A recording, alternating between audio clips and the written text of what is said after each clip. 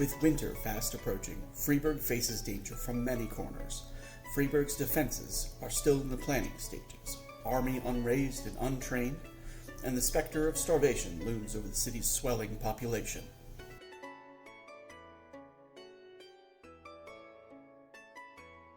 Rosa Nix has been offered patronage by the Queen of the Unseelie Court. Acceptance will transform her and remove her Lorenzo heritage and the influence of Mad Queen Marietta.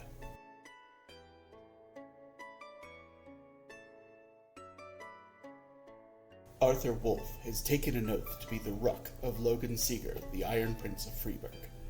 A foray into Bryn Brassail, the lands of the Fae, was cut short and has not been seen since.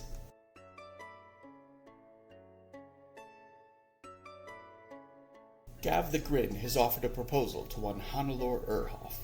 The joyous moment was followed shortly by discovery that he was to be not only a husband, but a father of twins.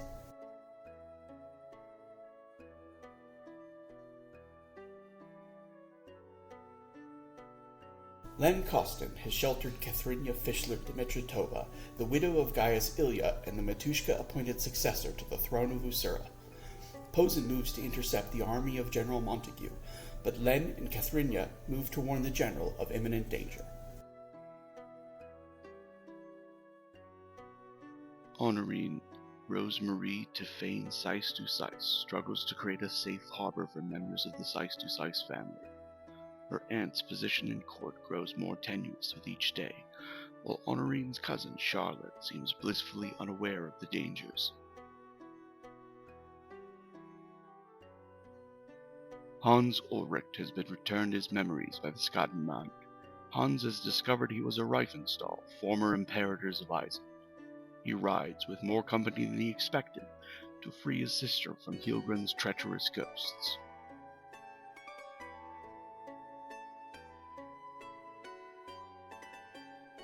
Runa Ingvild's daughter returns from Bryn Brassail with treasures of the Revenge and a last moment with Red.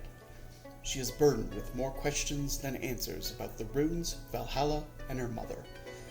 Above all lingers one question. What is Herja planning?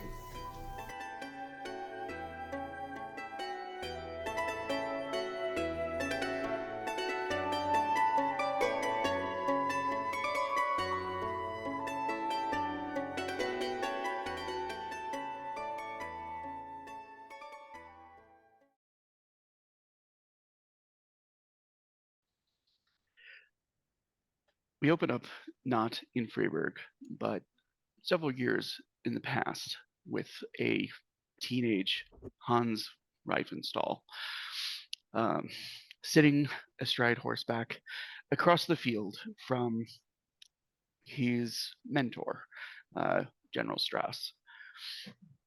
General Strauss is busy, obviously, being a general and in the midst of fighting an ongoing war, but it has become something of a tradition for the House Guard to play mock-up battle whenever Hans is at home or whenever Strauss comes back briefly, giving Hans like a taste of like real combat. Everything is like wooden swords and like padded weapons, and there's no, they don't make like extensive use of firearms. They kind of have like a system where they figured out like, if we both roughly have the same number of firearms, it should reduce our numbers by about 20% apiece. So we're just going to go to like the engagement, since after one shot anyway, nobody's reloading, like not in close combat, Yeah. right?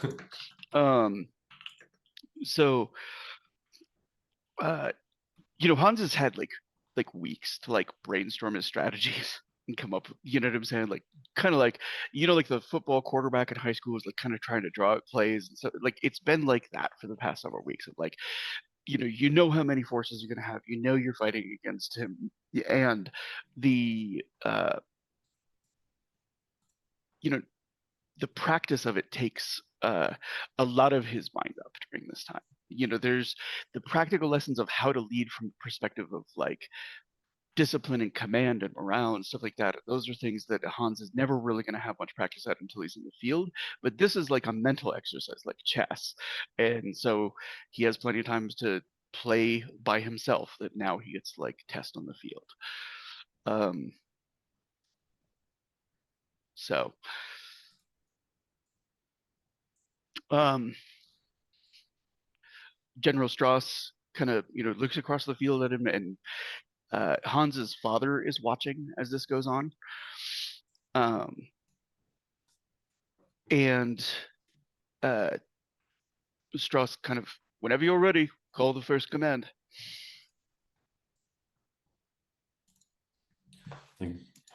Stands. See, like recounting a couple of steps. Okay. We're probably reciting like some silly studying acronym that he's come up to, like remember how to order, structuring who moves first and what units to prioritize. Mm-hmm. And then yeah, he'll give a basic starting order. See if he can I don't know, draw out a response from his mentor. So is his strategy basically trying to like draw him into a trap, trying to act quickly? Give me just like a rough overview of like what young Hans's attempt is on his mentor. I think I think he's going for a pretty traditional Eisen like big charge initially, an initial just try to overwhelm the opposing forces. Very aggressive strategy, I think. Okay. So I'm gonna actually have you like Hans's wits and battle skills have improved since then, but I think there's also something to be said for that he lost a lot during his like down period. He had a lot of different practices and skills that he'd learned, but like in the course of losing his memories, some of it has gone away. So I'm gonna let him roll with his like full current skill. Okay.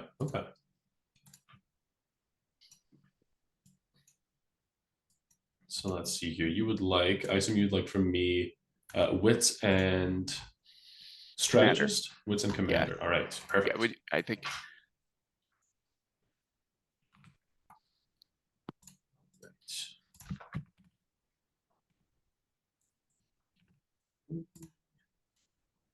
22. All right, and I am just looking up one thing very quickly.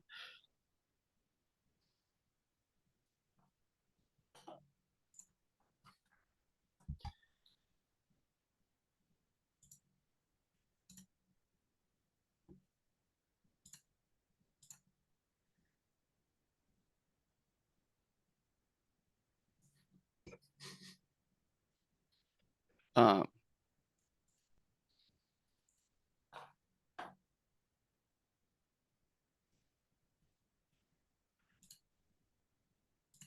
okay, so we're going to do this as 3 quick rolls, right? Because a battle requires 3 victories in order to be decided completely.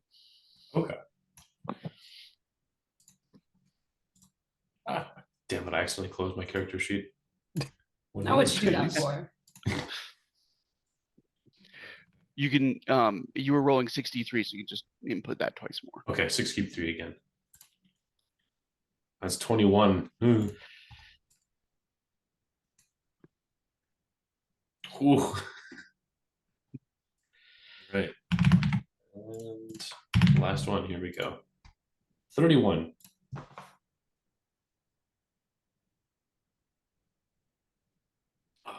All right. So the General Strauss's abilities are remarkable. But he also it's not just like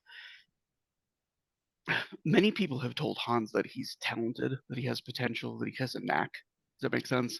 Strauss is the guy who just has the experience. Yeah. Just has the experience of having done it year after year after year after year. And it's that experience that he can see the calm of no matter the tactic, no matter like the ongoing forces, shouting and rushing towards him. He has his units like moving to like absorb the charge and come in with like flanks on both sides. And as Hans is like fighting for his life to get out of that trap and like into another. It's like the entire pace of it has just been turned, and he's retreating. And at like the last moment, there's sort of like a heroic stand of which he's getting into the moment and just sort of like, okay, so we're trapped, we're Eisen, you know, like our backs are steel. Put your backs to each other and fight your way out of this. You're Eisen, you're the honor guard, etc. He makes like, you know, a commanding performance of it, and it's just like at that point that he Too many losses. charges into battle himself. Do you know what I'm saying? Like suddenly Mhm. that charge that Hans had been using to like give himself momentum is absolutely reversed. And he also, you know, like there's kind of like our camera is fading from like the actual moments of the battle, and like Strauss like having him on his back, like wooden sword kind of to his chest, but then helping him up afterwards, like applause all around. And then they're in like the sitting room of the palace, and and Strauss is like moving through every single portion of the battle over again, like remembering every single unit in the direction that it moved just from pure memory, and showing like this is where your mistakes were made. This is where this unit failed to like back up this unit, and so I was able to move something in to flank between them, drive them apart, and weaken both, etc., etc. It's that portion, the sort of replaying of it, that is probably the most remarkable part of the night. The fact that like for you it was sort of like it was all chaos and people, you know, moving and shouting and clashing swords and stuff like, but for him it was as clear as pieces moving on a board, and there was like a distance from it. And um he's just calm throughout it. He's as calm when he's relaying it as like an action on a table as he is when he was completely in the thick of it himself.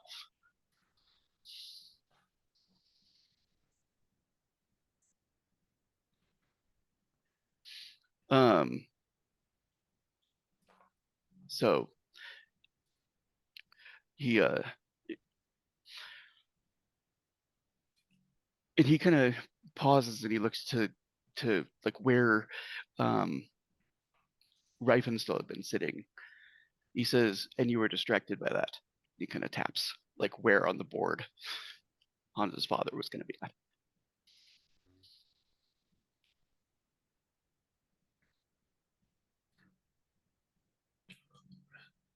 I I don't think I'll ever get how you do it.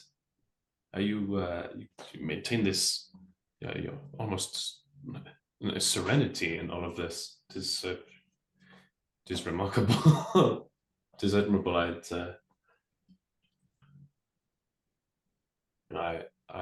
hope I can lead as well as you do one day.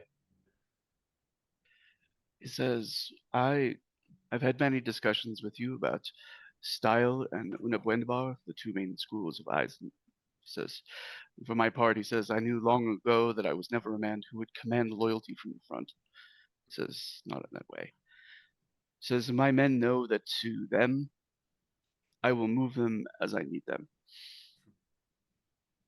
He says, and one would think that that would provoke disloyalty. He says, but in truth, he says, after fighting for years next to your brothers, if your life saves 5 of them, I can count on you to fill a gap. He says, to use your body to buy time.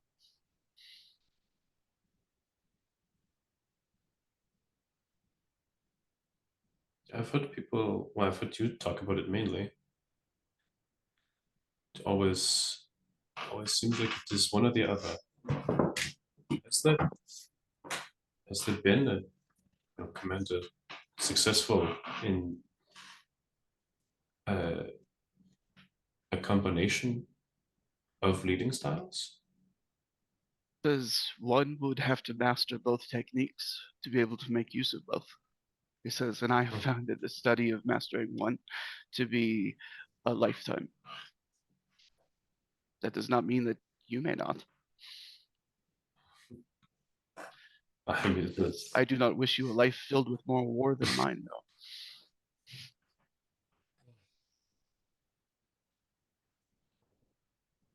though. I'll focus on mastering one then, at least for now.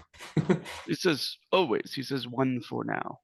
He says, He says whether it's the sword, he says whether it's battle, whether it's a bit of lore, master one thing and then move on.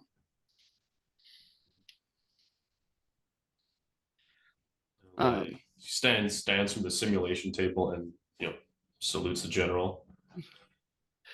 And he smiles and rises, and it's even more of a realization of just how much he'd been outmaneuvered when Hans realizes that he's starting to like rely on a cane at this point to like push himself up.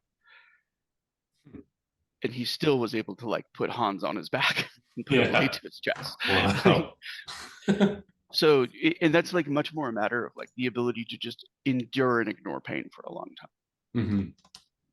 Mm-hmm. Which also likely comes from his extended experience. Decades of war, yeah. He kind of he looks to the spot on the board where Emperor Reifenstall had been sitting. He says, "Do not think so much about the Imperator.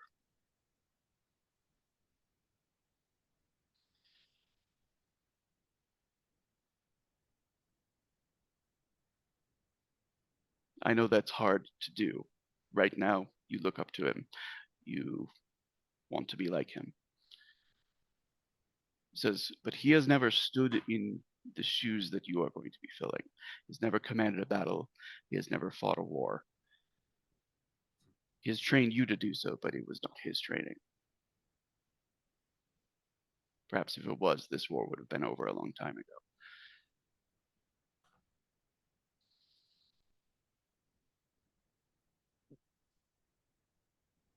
Understood.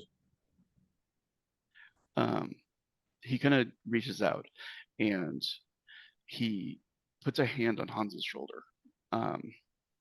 And he meets his eyes. He says, "One day you are going to have to command men, men that you love, men that care about you, men that you have fought beside, to their death.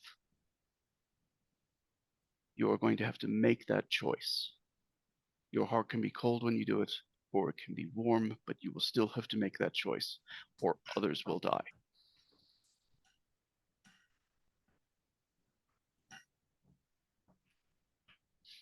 That is a choice he will never face. So do not live or die by his opinion. I never thought about it like that.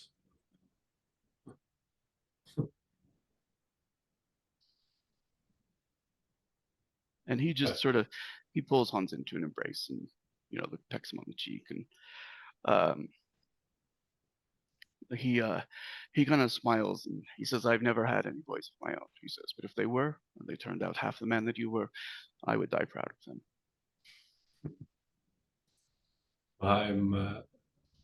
I'm happy to have if I had two fathers in a sense.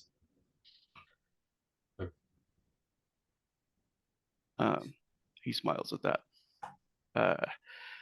He says, "And there's a good many things you should learn from him that I would never be able to teach you."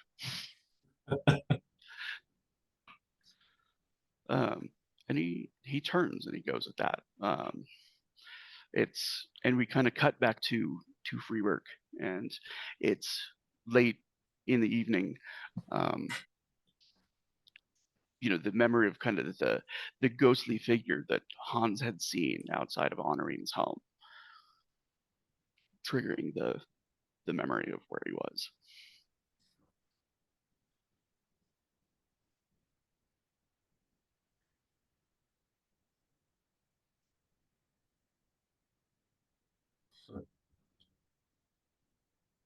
Probably mumble something about war games to himself and get back to how was he? I think he was probably getting ready to go home after their little book heist. We are I think that's a good place for us to drop the curtain on this cold open. I know some of mine go like 40 minutes, but it felt like a good moment. So I'm going to say thank you, everyone, and welcome to the Shadow of the Wachtturm. Our producer tonight is one of the moderators of Dirty 20 Gaming, the delightful and compassionate Gloriosa.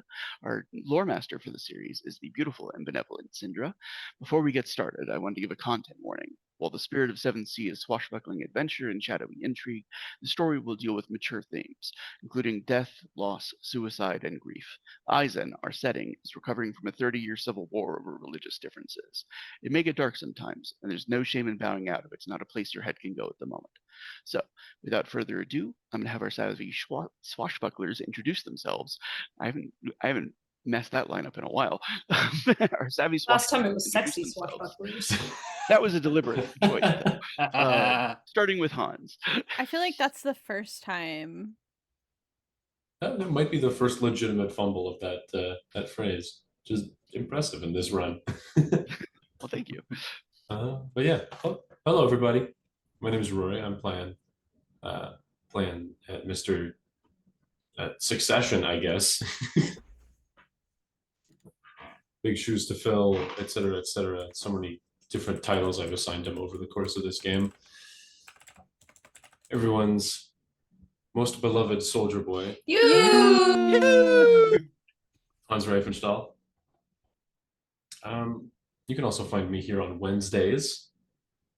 Hopefully resuming, probably not this week, but potentially next week, returning back to alternate Wednesdays for Oracle Force. We're scheduled to be this week. Scheduled to be this week. Okay, wonderful. It's supposed to be the 5th that we're back. Supposed to be. Well, now that the life. busy month of October is over, woohoo, more superhero stuff. But yeah, catch us, catch Oracle Force, the Masks a New Generation campaign run by the Scarred Adventure on Wednesdays, usually every other Wednesday here in Dirty 20 Gaming. And that's about it. You could probably find me trolling around, hanging out in the Discord a little bit, but I'm still perpetually busy, and there's personal projects are taking an interesting turn.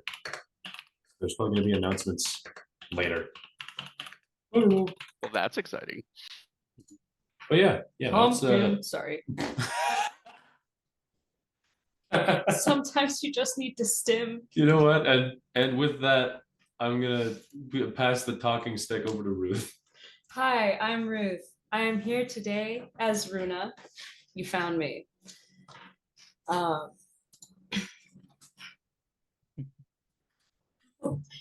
am also here on Tuesdays as it's been so long since I've played any game. It feels, and I forget who I am in every game. And it's like, yeah. Exit, honey. Your exit. And I know that. Okay. I'm here on Tuesdays as Exit, every other Wednesday as Trek, and Thursdays as Nora. And that's about all for me. I just had to remember the first one, and then the rest fell in line. You gotta power with it. Yeah, that's all for me. I'm gonna pass it over to Gav. That's me. Hi. I am Bison_Stonefist. I play Gav the Grin tonight. He is our mud mucking meat mountain. Everybody loves him. I am a regular on this channel, which means I'm here a lot. I'm even I'm all over the Discord, like 2 a.m, memes. I'm here 4 times a week. Tonight I'm playing Gav. On Tuesday, I run the Cyberpunk Red campaign, Carnage Heights. We are coming up on the end of that show. And we're just right at the final boss fight. One of our other players just absolutely stun locked the boss, and so that's literally the best thing I could hope for. It was hilarious. So catch that hopefully on this Tuesday. We are trying to get a full house for that, and when we can, we will. Other than that, I'm here on Thursdays for Deviant Paradox, where I play Garrett, our lovable emo emotional disaster. That is on, like I said, Deviant Paradox, the City of Mist campaign. It is all of the drama you can expect from a bunch of college freshmen. And they have magic powers. So chaos incarnate, literally. Other than that, I am also here on Saturdays playing Calvin Scooter Hobbs, lovingly referred to as Big Scoots. That is on our Ironforge Ironsworn Starforged campaign, Starsworn. It is 4 players, 4 GMs. None of us know where the story is going, and it's an absolute friggin' riot. Why did Probably you guys the do that to yourselves? Why That's did you do that to entirely my yourselves? fault. Why did It's you do that? entirely my Why fault. did you do that? I don't know. I'm dumb. Anyways, I just I got the name of the book wrong, and that just became the name of the campaign, and that's just how that happened. But anyways, 4 players, 4 GMs. We're all the same people. None of us know where the plot is going. It's in space. There's worms. And yeah, don't worry about it. Watch the show. We managed to get 2 shows in a row, which is like super rare for us. So it's like, yeah. And that's me. So let's pass it on to Sarah. I reacted too much. Damn it. Um Hey y'all, my name is Sarah. I go by Sans on the Discord. I am on this channel 3.5 nights a week. Tuesday in our Cyberpunk Red Carnage Heights game as Hecate. Magic, I find people who shoot me attractive. Our Wednesday game, Mask Oracle Force as Nightwish. Somehow I'm the leader. On Thursday, I am the DM of the Chaos Incarnate game, Deviant Paradox, City of Mist. And tonight I play Rosa Nyx. I like shiny things. When I'm not here, you can find me over on Forceblade Punks as Big Bad Wolf. For a little bit longer, that campaign is also coming to an end relatively soon. And I'm also on Tango Productions, working with the Scarlet Adventure on Rock Paper Fox on stuff and things that'll come out eventually. I think, is there anybody left? Sending it over to Len. Hi, folks. It's me, Bat Kyle. You found me. Now, you can find me on Sundays playing da da da da da da da da Owl Bat. Kind of, mostly Owl, not a lot of Bat, but he's kind of like Batman. Anyway, other than that, you can find me on the Discord where I post unhinged food memes and generally a menace, or you can usually find me in the chats of these other games. Also, being a menace, I have a brand and endorsement deals. It's just kind of how it goes. Otherwise, you can't really find me many other places, at least not right now. So that's it for me. Over to our storyteller.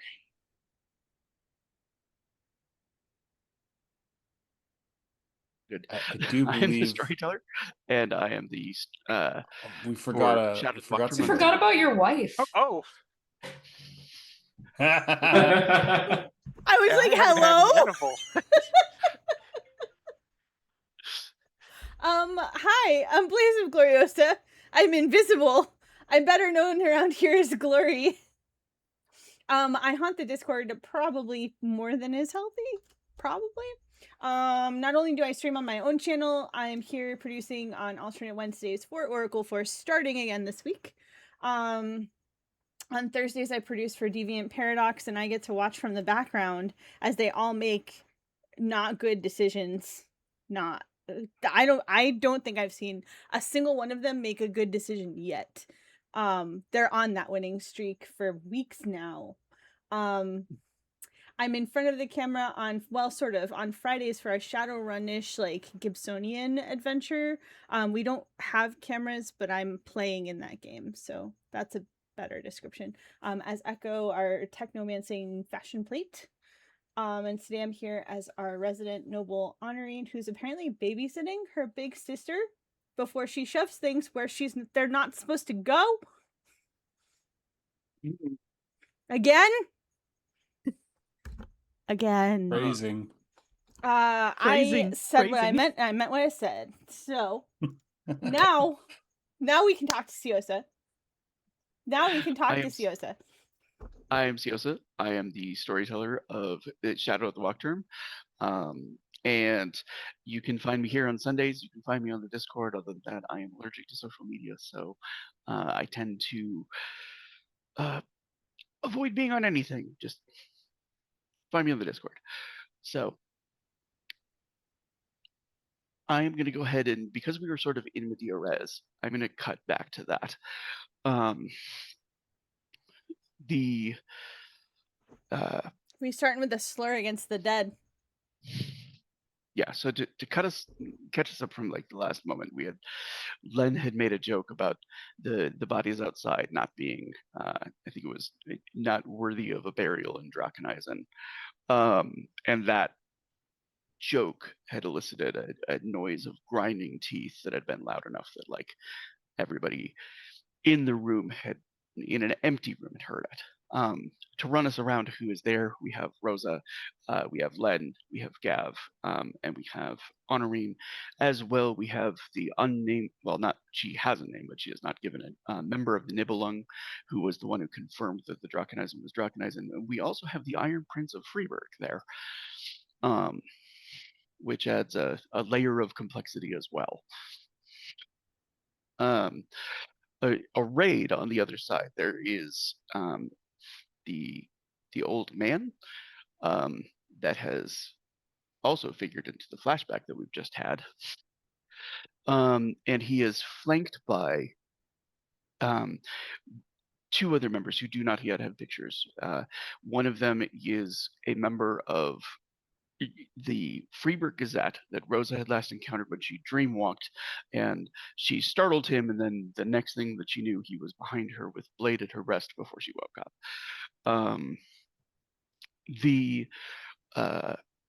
And the other one is a scarred, veteran-looking Vidachi man who just exudes criminal and, former prison time. Yep, that's him. That's the one who stabbed the woman I love. So yeah, I'm not taking that back. The man says, "I held my blade." That's not how we heard it, but That's not how I experienced it either. He says, "The tip of my blade entered your skin, but if I wanted to put it through your heart, I would have, and you would not be here." Then why are you here? He's, and the reporter, he looks at Rosa. He says, "You were floating in the dark ways. I mistook you for a monster." I don't know how I even did it. He says, "When I felt your heartbeat, I held my hand."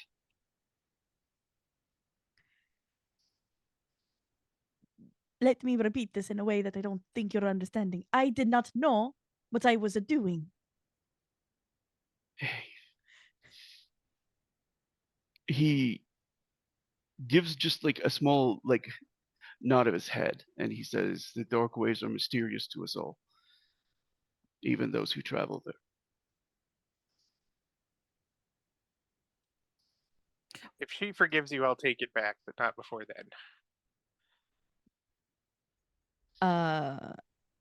And would Len have learned enough Vidachi for them to use it as a way to talk around others? You're literally in front of another obviously Vidachi person. Shit, never mind. I forgot. I wanted to point that out. Player forgot Rosa. She's like, "You think we should kill him?" And he's like, "I'm right here." What are the marks on you?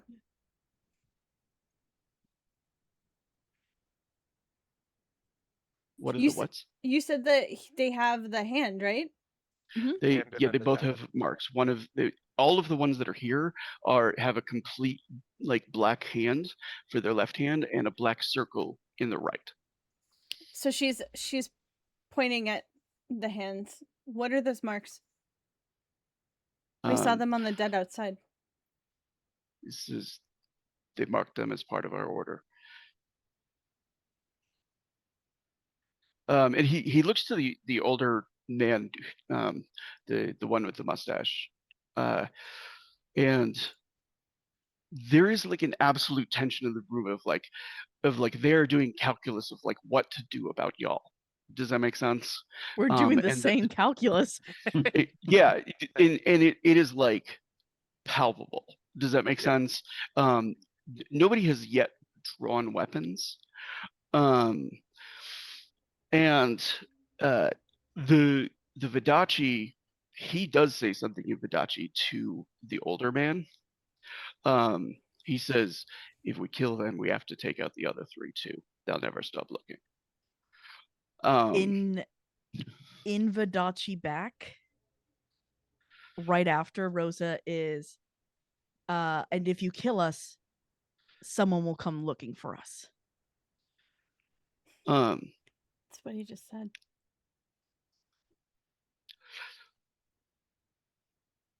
Honorin's gonna just be like, he knows. And and y'all there's need a to stop spying on us too. Don't think that wasn't noticed. there's a sudden like shimmer in the middle of the room as you can see the image of like a cloak throwing back and a person like appearing the moment the hood comes off. Does that make sense? And the the image is unusual. So like most people they've only seen like representations of black skinned people. Because the crescents are like an over there people and they're not in and around the rest of Thea. Does that make sense? The man who appears, his head is completely shaved. There are like dots of like ritual scarification along parts of his cheek and his neck. And the and he holds a spear in one hand with what looks like a literal like stone chisel tip. Does that make sense? But like the clothing that he wears is very modernizing. He's got like a little ruffle and like a coat and stuff like that. That doesn't exactly look like it fits him particularly well, but and his voice is extremely soft. I want one quick roll from everybody with the criminal or hunter knack. Wits. Yes. I think at Keen this senses point will that's work like as well. all of us. I'm not making assumptions. We're all criminals.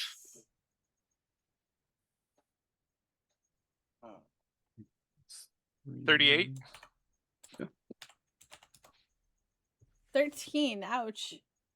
27. 23. Honorin's distracted by the scarification. Like, did that hurt?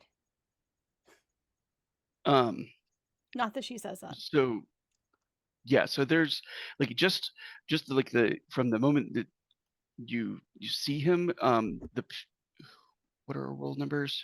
We had 38. a 38, a 27. 13, and a 27. Yeah, 23. Honorine is just kind of like, I think he might be Crescent, except I'm not sure he's Crescent. He doesn't look dressed like a Crescent. She's been studying Crescents for a while. Len, you're going to clock. He is the person who has taught everyone else here how to be as quiet and deadly as they are. Yep.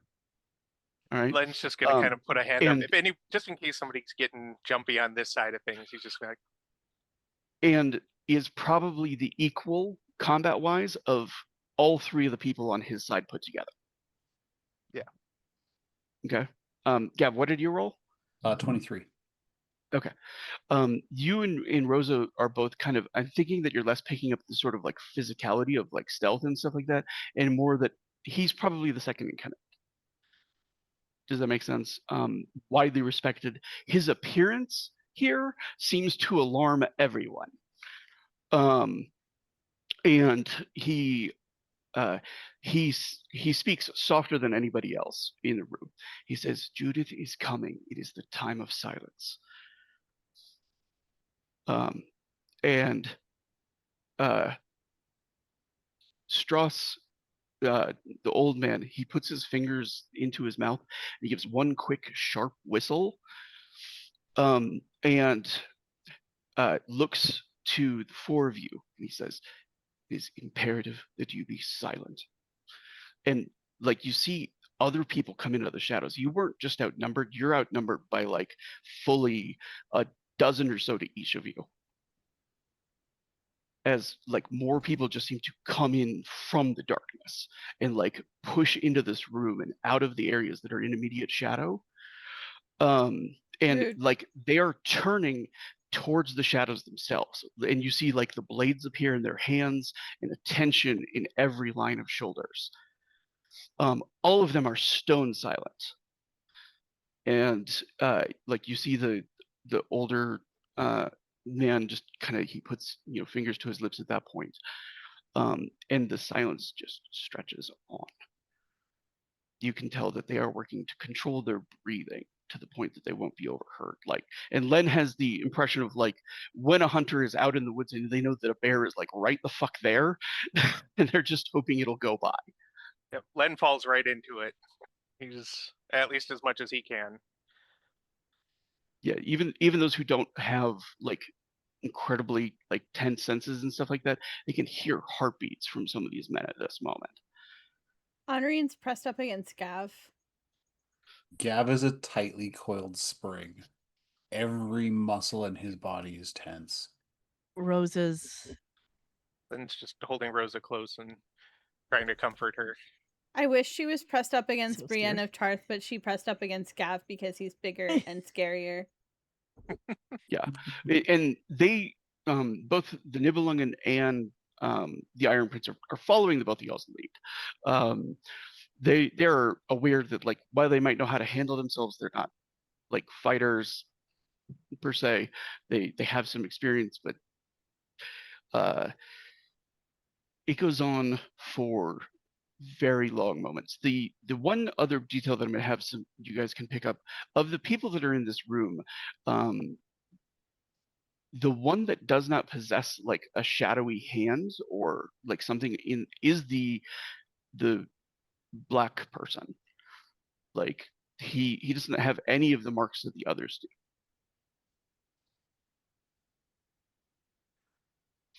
do. And he kind of like he takes a moment, he pulls the hood up, and you see him just he shimmers into this place of like half being there and half not. And then he pulls it back and he says, "She is gone." And there's an audible like of like tension going out of the room. What was the name he said? Was it Judith, did you say? Judith. Okay. Gav looks directly to Strauss. We would like answers, please.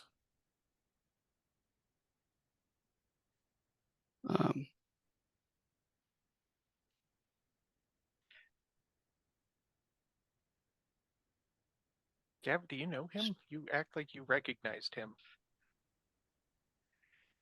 We saw him at the castle. Or at least a picture of him. He knows Hans.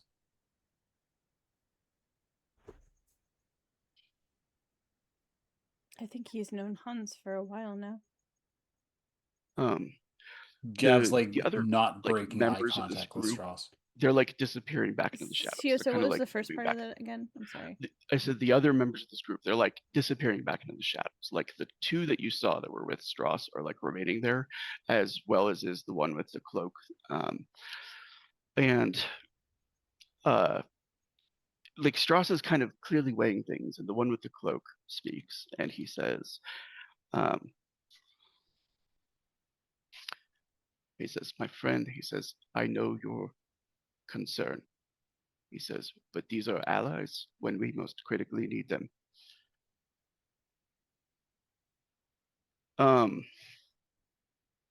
And Strauss kind of he looks away at that, like there's an acknowledgement that he has a point. And he says, "We'll speak to you." He says, "But gather the rest of your allies, and we will speak to the whole of you." Are you still going to be following us around all unseen? Says, "Trouble stalks you like a shadow stalks a man." Yeah, I know. Yeah, trust me. Look what happened when we just came down to look at some clay.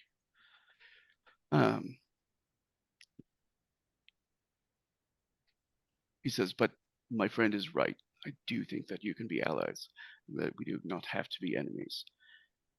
If we had wanted to take your lives, we have had many opportunities before now. Says, It's not but as comforting as you think. our secrecy is paramount. Yeah, so I'm guessing you're fighting against some sort of other world-ending cult or something. Can we hold on to this until we get Hans and Runa? Yeah, And fine. the meet at the Bearhausen. He says, a show of good faith and a good intent. And he reaches into his vest and he opens his hand and he offers to Rosa the figurine from Mob.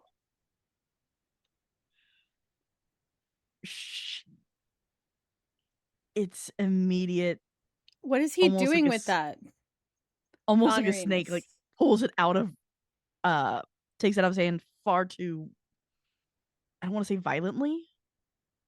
Just But- snatches it. Yeah. Yoink! All right. Well, before we get them, were you guys No- the ones who stole them, or did you recover them? That question Or was recover out loud from Henri. Like, what is he doing with that? And Strauss, he looks towards the reporter. He says, you disappeared literally out of my arms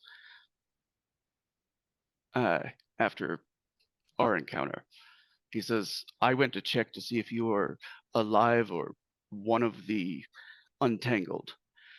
He says, and I saw that glowing in the dark places, and I took it. I'd never seen anything that I could see through the veil before. Says it's proved useful. And it was not given to you. No, but it did save my life once.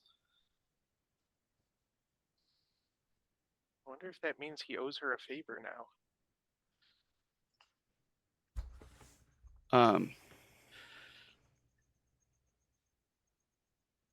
Strauss says, we will be at the brick house in 1 day's time. Before we We'll go, speak- this is not a big secret thing. Just what do you want done with the bodies? we have not had the opportunity to take care of them before. The shields that you deactivated, we have had to step around, and one does not bring a body into the dark ways. So you want us to leave them there so you can, because you can get them now? We can bury them now. We can Okay. take them somewhere. We can give them the rights that they deserve. Okay.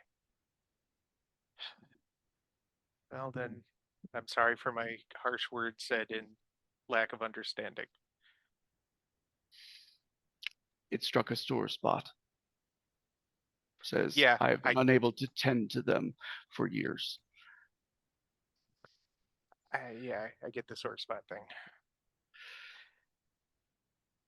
We will So, see you shall in we a go day's get our time. other friend so we can tell them about the new Doom?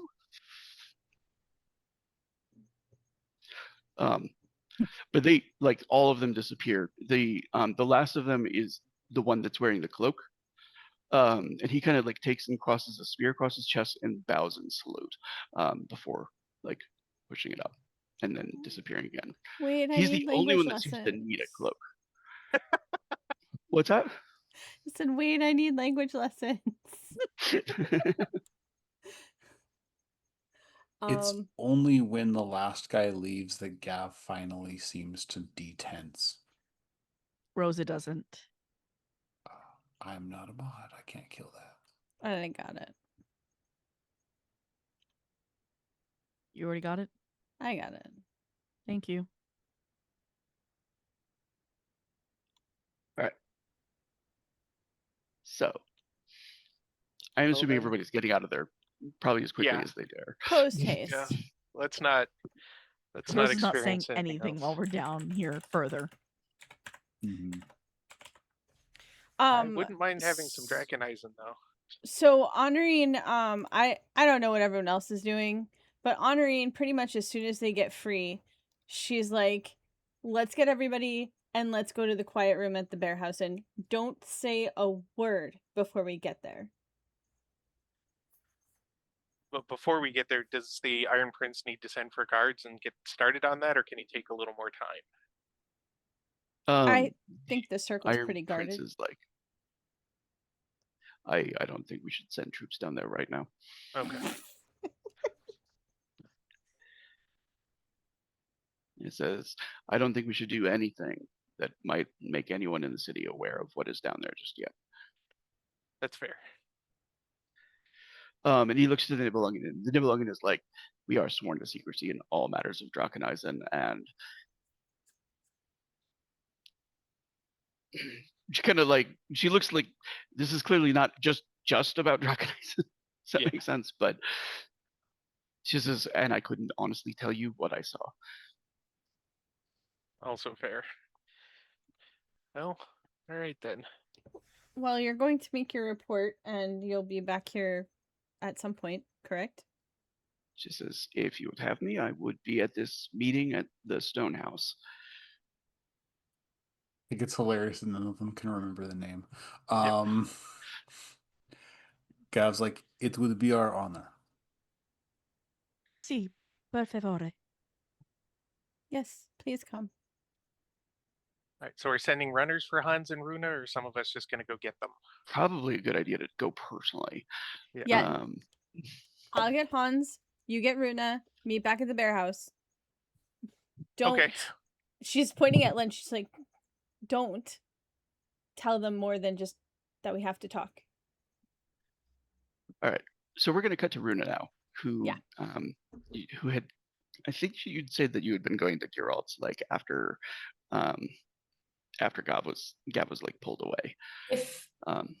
If she were to check on him beforehand and see that he's like underground in a place that it seems like Geralt would like to investigate otherwise, then Well, during the last conversation she had, like he had been the one who told Gav that there was like things beneath the city and that he was sure of it. So, you know, at the very least it's, and he'd also mentioned that he knew like smuggling places and things like that in the course of his old work because smugglers use the sewers all the time to move things. So, you know, it's not unreasonable for her to be there. And I think she has some like lingering questions about Geralt anyway. So even if it's just like the convenient excuse for her to be there, that's totally fine. It's like she isn't necessarily bringing it up, but if he wants to, then it's a conversation that they're gonna have. Yeah, he's there like late in the evening, and when he opens the door, it's clear he's like opening after what he would consider hours because it's her. He kind of says, late night call.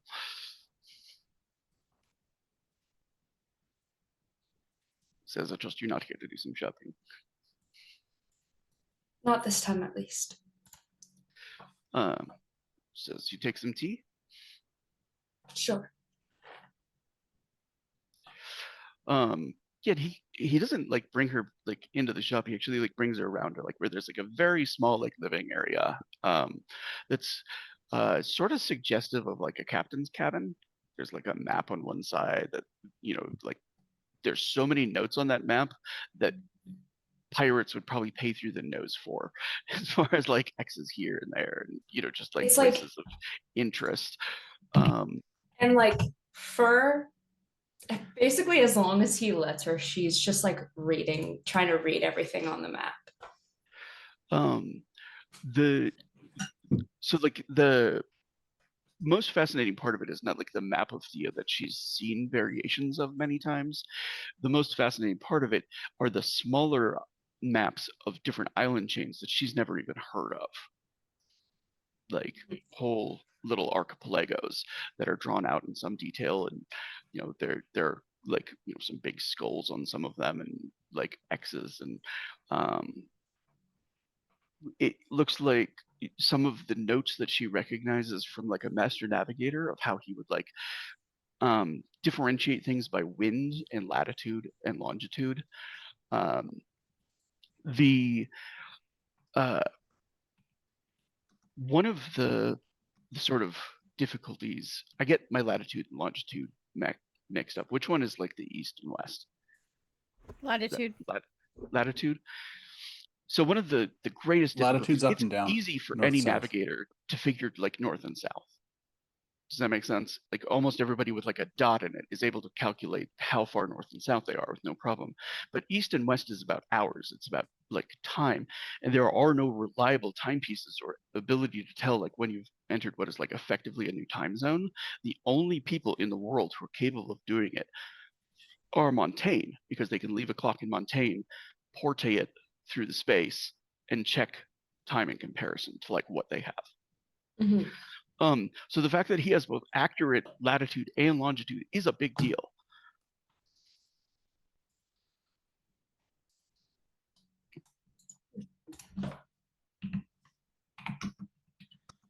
It's impressive. He looks at it and he says, "A little artifact I've kept to myself. I found it young," he says, "and it made it easy to get back to places I've been to before." I'd imagine. And he like he moves into the kitchen and starts like bringing out food and kind of like slicing something up. It looks like he's like preparing enough for the two of them. And he also, sets a kettle and starts it to boil. And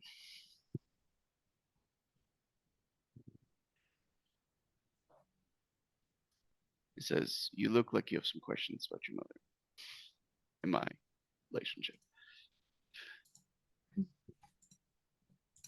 Was it like a one-time thing?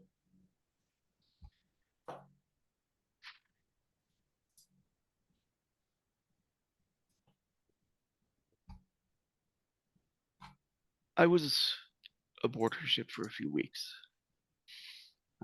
Says basically a captive, but the kind of useful captive they gave the run of the place to. She knew I was going to jump ship the moment I had an opportunity, but in the meantime, I wasn't jumping into the cold ocean. He says, and I think I was the first person she'd really run into who'd seen the world outside of Veston. Says that could teach her about things beyond our borders. Says she was close to your age. Says, and with a heavy burden on her shoulders, everyone looking to her because of, and he kind of reaches out and he touches Runa's like runes on her neck. Because of those, she was just in charge.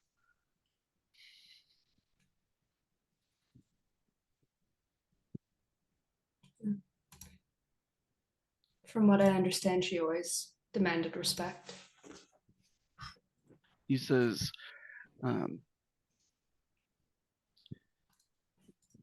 I think that softened in her. He says, I think she came to see that it could only be earned. He says, and then there was a storm that came up. He says it was so fierce, she couldn't even quell it. Just keeping it to the level the boat wasn't going under was everything that she had. He says, and I took the wheel. He says, I got us to safety out of the storm.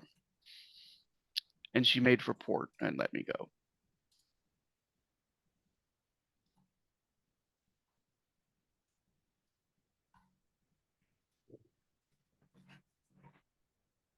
He says we ran into each other 2 times after that.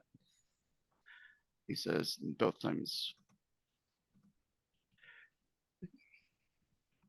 there wasn't a lot of talking. I understand what you're And saying. it's very much said like without any kind of like braggadocio. Does that make sense? It, like there's a sense of that it was like that it was just very passionate and he doesn't feel comfortable talking about it with her. Does that make sense? But it's not like Van Flex, like a Veston would of like, there wasn't much talking, you know. And she's fine with that. She doesn't necessarily want those details.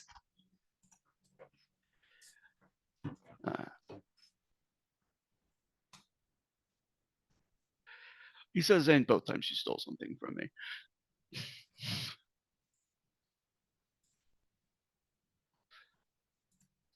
Says the first time, he says, was an object, he says, that I think, he says, had some sort of meaning to the Westin. Says, I was planning on selling it to the black market.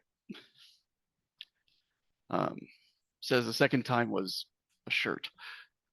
I don't totally understand that. Sure, she had her reasons.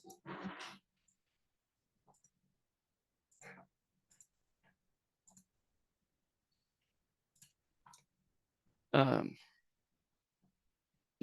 he studies her face and he says, does that answer your questions? Yeah. If you had anything you like your mother, there's about 10 more now. Most of the questions I have are mostly ones that I have about the present. I can do my best with those. Do you know what order I need to have these symbols in so I can get my mom? Because that's the main one. He says, I know, he says, what we tried. He says, when we found the one like this. He says, he says, they were colored. He says, like the colors of the rainbow. He says, so that's the order we put them in. He says, but nothing happened. He says, hey, that's not correct. He says, something happened. It seemed to fire up. He says, like, there was power going to all of them. They started to glow. Some sort of energy happened in the middle. And then it just sort of made a really unpleasant noise. He says, and they all fell out of it. He says, and nothing happened. He says, so we tried a different arrangement. He says, just put them in. He says, and it fired up. He says, there was a silvery something in the middle of it. He says, and he says, one of my men, he says, volunteered to head on through. He says, it was, I've seen Porte Gates before. He says, Porte Gates looked like blood red. He says, this was something else. He says, it looked like if you melted silver.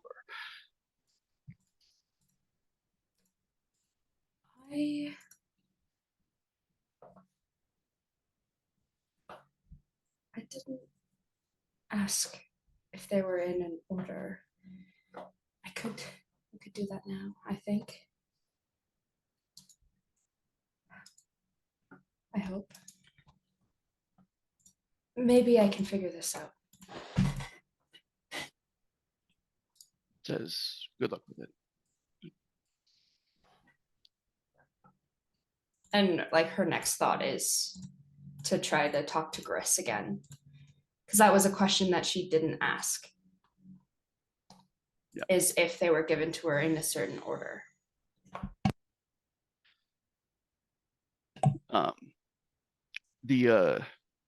And it's probably at that point that Len has managed to track Runa here by smell and by, some use of his Purium because she wasn't at her home. Knock, knock, knock. And Girl looks a little bit surprised, but he comes out and kind of opens the door. I don't believe has he met Len directly? I don't think so. No. Okay, so yeah, there's like an older man with it might be Vendel, it might be the Eisen features. His features are very sort of like the kind that could blend into many different nations without much problem. I need to speak to Runa. The council has a meeting and it is imperative. He like says, fair enough. And he says it in Usuran, but he turns away. Like he seems a little bit impressed, like, oh, she's here. That has some questions to it. But he kind of, Geralt comes back and he takes he's made like 2 different sandwiches and he wraps them in cloth. He kind of offers them both to Runa. And then like pours the tea into like a little like water skin. Says, you have a friend looking for you. Says, we'll have to have dinner some other time.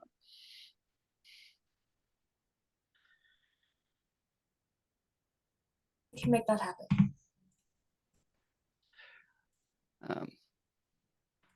He kind of smiles. He says, anytime you want to talk about your mother, says, "I'd be happy to wax nostalgic." I may take you up on that offer.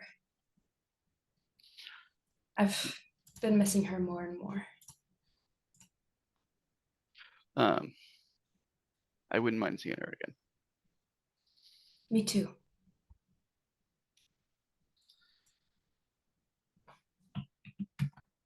Thank you. And she's gonna head out.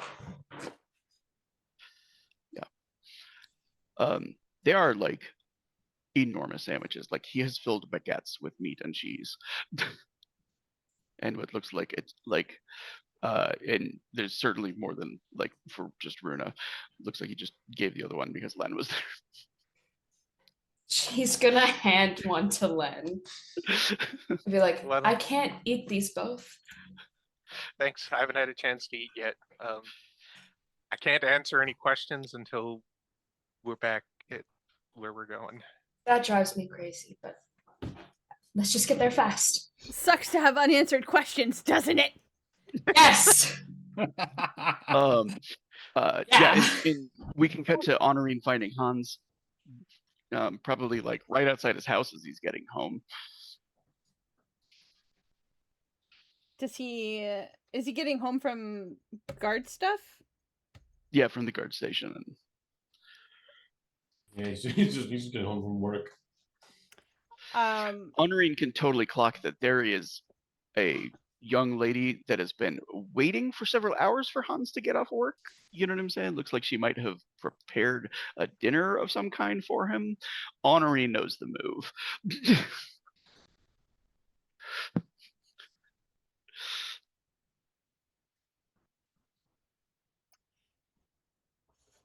But she's caught Hans like right before he's there, so She has. And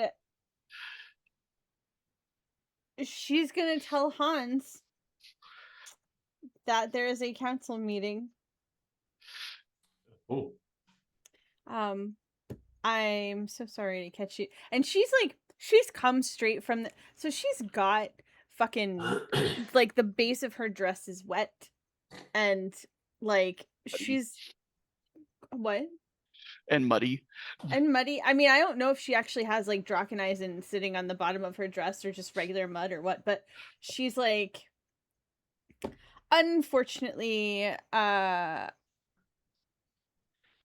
there's a meeting for the council, and we need you there. I know that you've probably had a long day, but you need to come with me now. Yeah, it is fine. You might Off we go. You might want to grab a sandwich on the road or for the road. But Pick something up from a stall. Yeah, great. Sounds good. Grab something on the way. It's quite pressing. There, you do have important guests or something. Do I need to?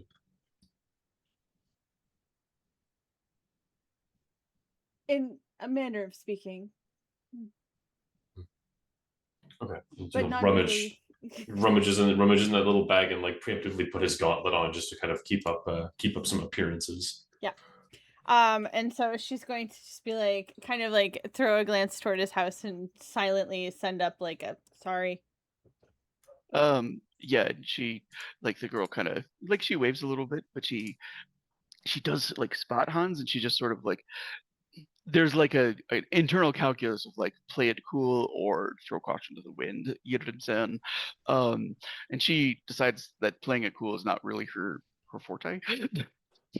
We won't play out the whole scene, but by the time like Hans and Honorine arrive at the bear house, Hans has like a plate of strudel that smells of like apple and like frosting. So Honorine felt And a bad bunch enough. of lipstick on his face. no, she's just like, you know, like, oh, I wanted to meet you and thank you for doing something for a friend of mine. And like it was just an obvious attempt to like kind of see if there's some chemistry. Hans is like an extremely eligible bachelor in the city right now. And Honorine, I think, felt bad enough that if she like offered to Honorine, Honorine's like, no, thank you. I'm all set. I'm sorry for clam jamming you. Like, It would have happened anyway. It would have happened anyway. Maybe.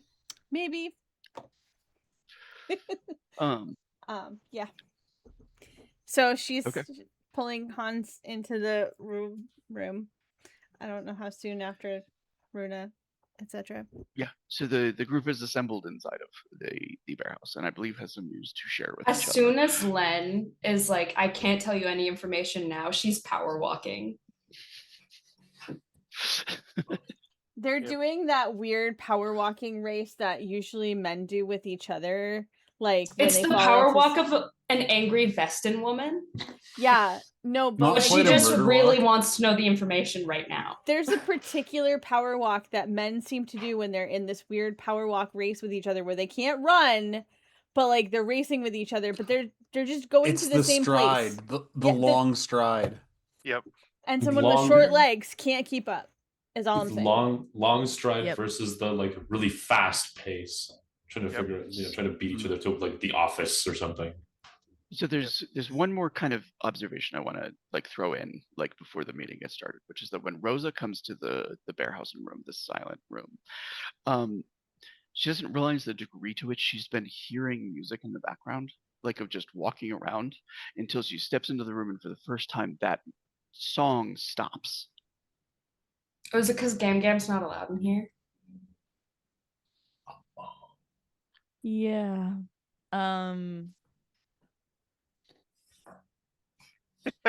It's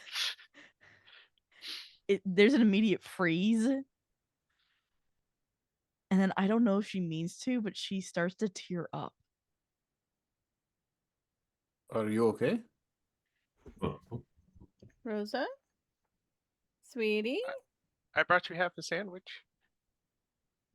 I might need Mob might need an answer sooner than I thought.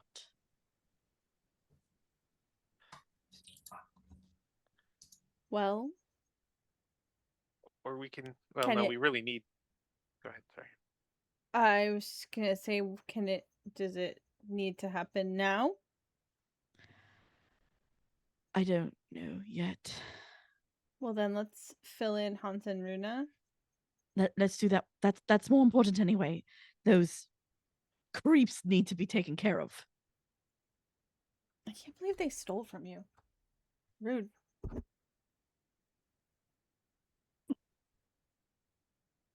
So So there's wanna Runa's a start? like holding the sandwich, but like is looking so intently for information.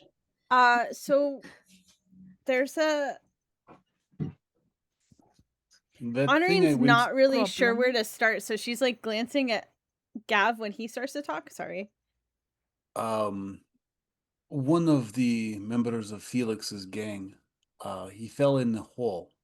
I followed him in, and it turns out we found the largest Dracheneisen deposit in all of the country. It is underneath the city, and we found ancient ruins down there, and looks to And- Hans, a friend of yours. And a gate. Okay. That's the gate. She's looking at Runa. With runes. They That- were, The same ones? They were the same ones. But They were you should different also colors as well. they were colorful. And you should be aware that there are a lot of strange men gathered. See. And there's something going on that we don't know about yet. They're asking us to be their allies. They're asking us to meet them. But we found your gate. Runa. my first supposition was that Charlotte was using it as part of their efforts to move bodies, to move their living cargo. But there was someone named Judith. That they were very afraid of. Does anyone recognize that name? I've got nothing, but I do know that the people we're going to be talking to had bodies sitting down there for years that they couldn't retrieve until Gav and his special hand could deactivate the wards, the gates that hurt a lot. And steel metal. It is very strange. Cerneth ruins of some sort. We did learn that there are apparently different kinds of Cernith, like different groups, kind of like what we've got going on with different countries and things, apparently. Because some of the Cernith artifacts that Rosa had didn't do anything to the gates, but Gav's hand could turn them off. See. Fascinating. Oh, and we saw all of this with the prince and with the smith of the Nibelung. You know, tall, stacked smoke show we saw before, who came for the breastplate. She's the one who told us that it was Dracheneisen and that it was the biggest deposit. It's bigger than all the other mines put together in the country. Wow. Which means we very much need to keep it quiet, because that is something that Posen would absolutely march and roll over the city for. Honoring is watching Runa to see if she actually cares about the Dracheneisen part. Nah, she kind of perks up when the Nibelung is brought up. Just like, oh, pretty lady. Yeah, honoring Like got the a- writer. Same, It's pretty interesting. same. And then she doesn't give a shit about anything else. She's listening because it's Big important to woman. know. Yeah. But her mind has been on helping Gris and her mom. Yep. Well, So essentially helping her moms. the thing about this gate that we found is that there are 8 other gates set in the walls, smaller gates, that seem to lead to specific places. Except for one, I think that was decommissioned or just hasn't been upkept. So we have got smaller gates with, I think, set coordinates, set places that they go to that cannot be changed, and then we've got the big gate that looks like the crystals can be rearranged to change the address. Do you think Valhalla would be a pre-existing gate? I'm not I sure about that. Doubt it. I'm just kind of noting that the differences in what we saw. But that is good to know. I just need to figure out the order.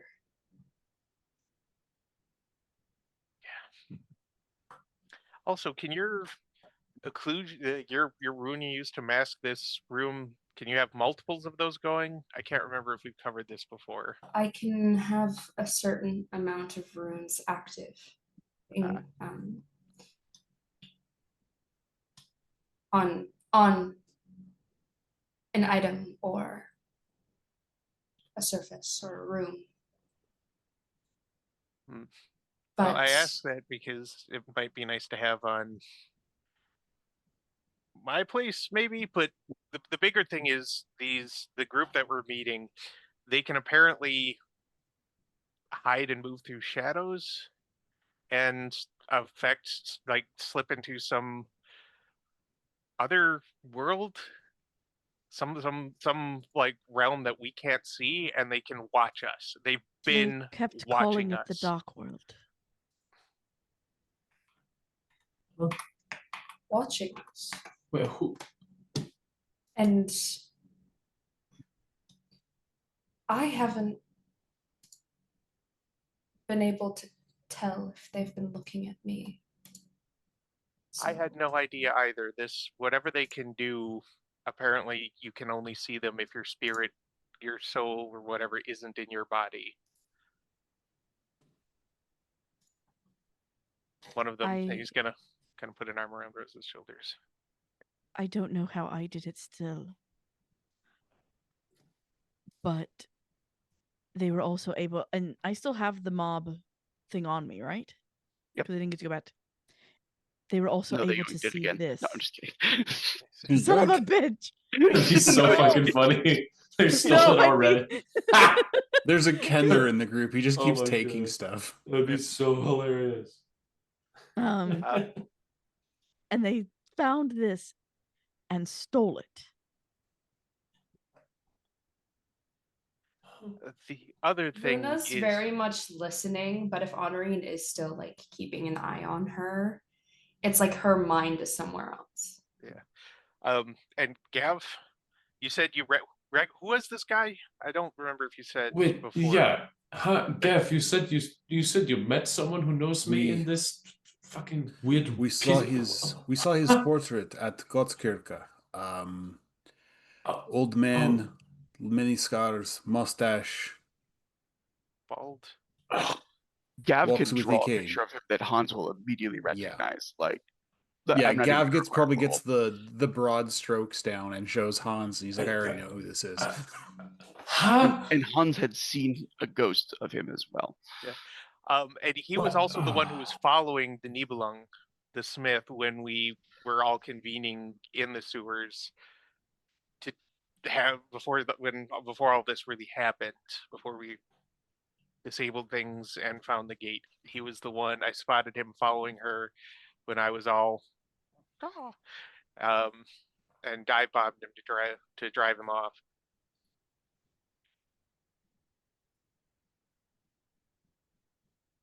They've all got this black right hand to mark them. I think they can hide it when they're not doing their spooky ooky thing, and a black spot on the other hand that shoots out a ebon blade. It's what the one used to stab Rosa. I'm still angry about the man. Yeah. I don't trust them.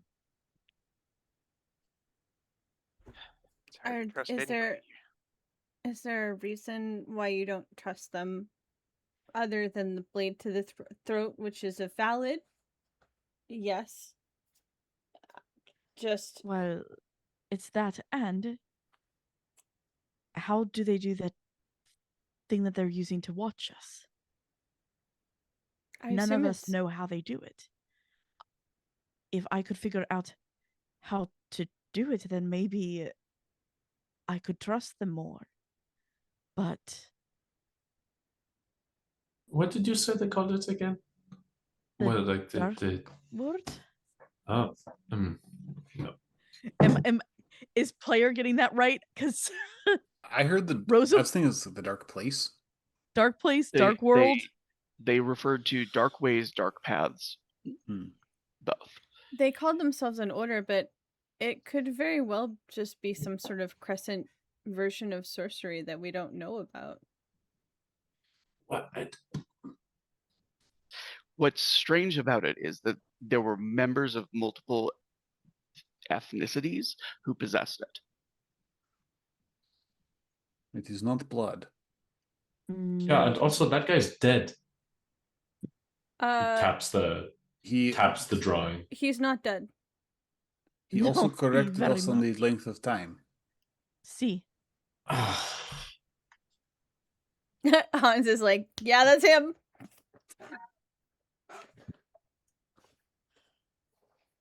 He said he was coming. They're probably Hans- already here and just listening. Hans attended the funeral, but it was a closed casket. His body had been supposedly torn apart by partisans. And like they were supposedly burying parts of him. So they didn't obviously like keep it open for observation. You didn't see the body. It didn't happen. That's the rule. you always get that I mean, confirmation. the thing is like in Eisen, somebody dying in war, that's like Another day in there's- Eisen. You know what I'm saying? Like, Yeah, there's no exactly. reason to There's doubt no it, reason for especially that to be with somebody as high-ranking suspicious. as he was. Yeah. Does that make sense? Like he was a #1 target for like an entire side of the war for most of the war because he was viewed as the reason like the Reifenstahl wasn't defeated. Hmm. And given his tactical acumen and the fact that like a few years after he died, they like negotiated a peace Fucking treaty. Like lost. finally, well, it was like a we're all agreeing to stop fighting kind of peace treaty. An Yeah. armistice. Yeah, It's just like it enough wasn't is like enough. one person's victorious and declaring terms to the other. It's like we're all just gonna like accept that we don't like it. Yeah. We're just gonna shelve this for now. We're running Uh, out of bodies and weapons to throw at this. Basically. basically, it came down to the Iron Princess said, "Okay, we'll all recognize the Imperator, but you don't get to decide what religion we follow." And since that was the entire point of the war, both sides could sort of view it as like a victory. Like we maintained the cohesion of the Imperator, who then killed himself. Yeah, there's that. There's that. Thank God we fought a war over that, man. Thank A God. lot of disappointed people after that one. I'd be willing to There bet. is a reason a lot of eyes are real bitter right now. Yeah. So So are you guys there?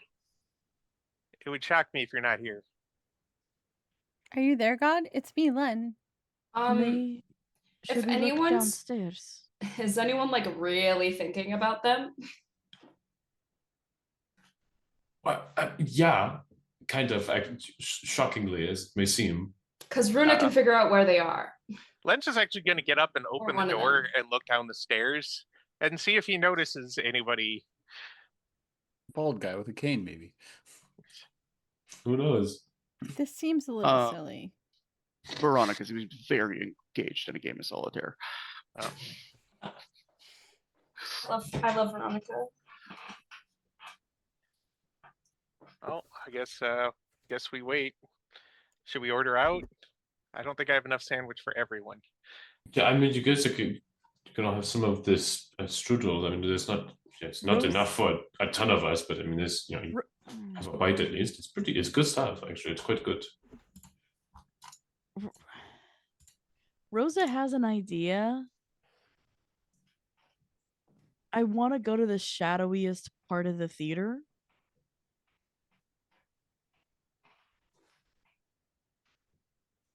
I just don't know where that would be as a player. The costume room. Okay, she's gonna go into the costume room. Then we'll be going with her. It's putting that out there. And Jess kind of stands there for a moment, sees if anybody shows up. And then in Vidachi, she yells out,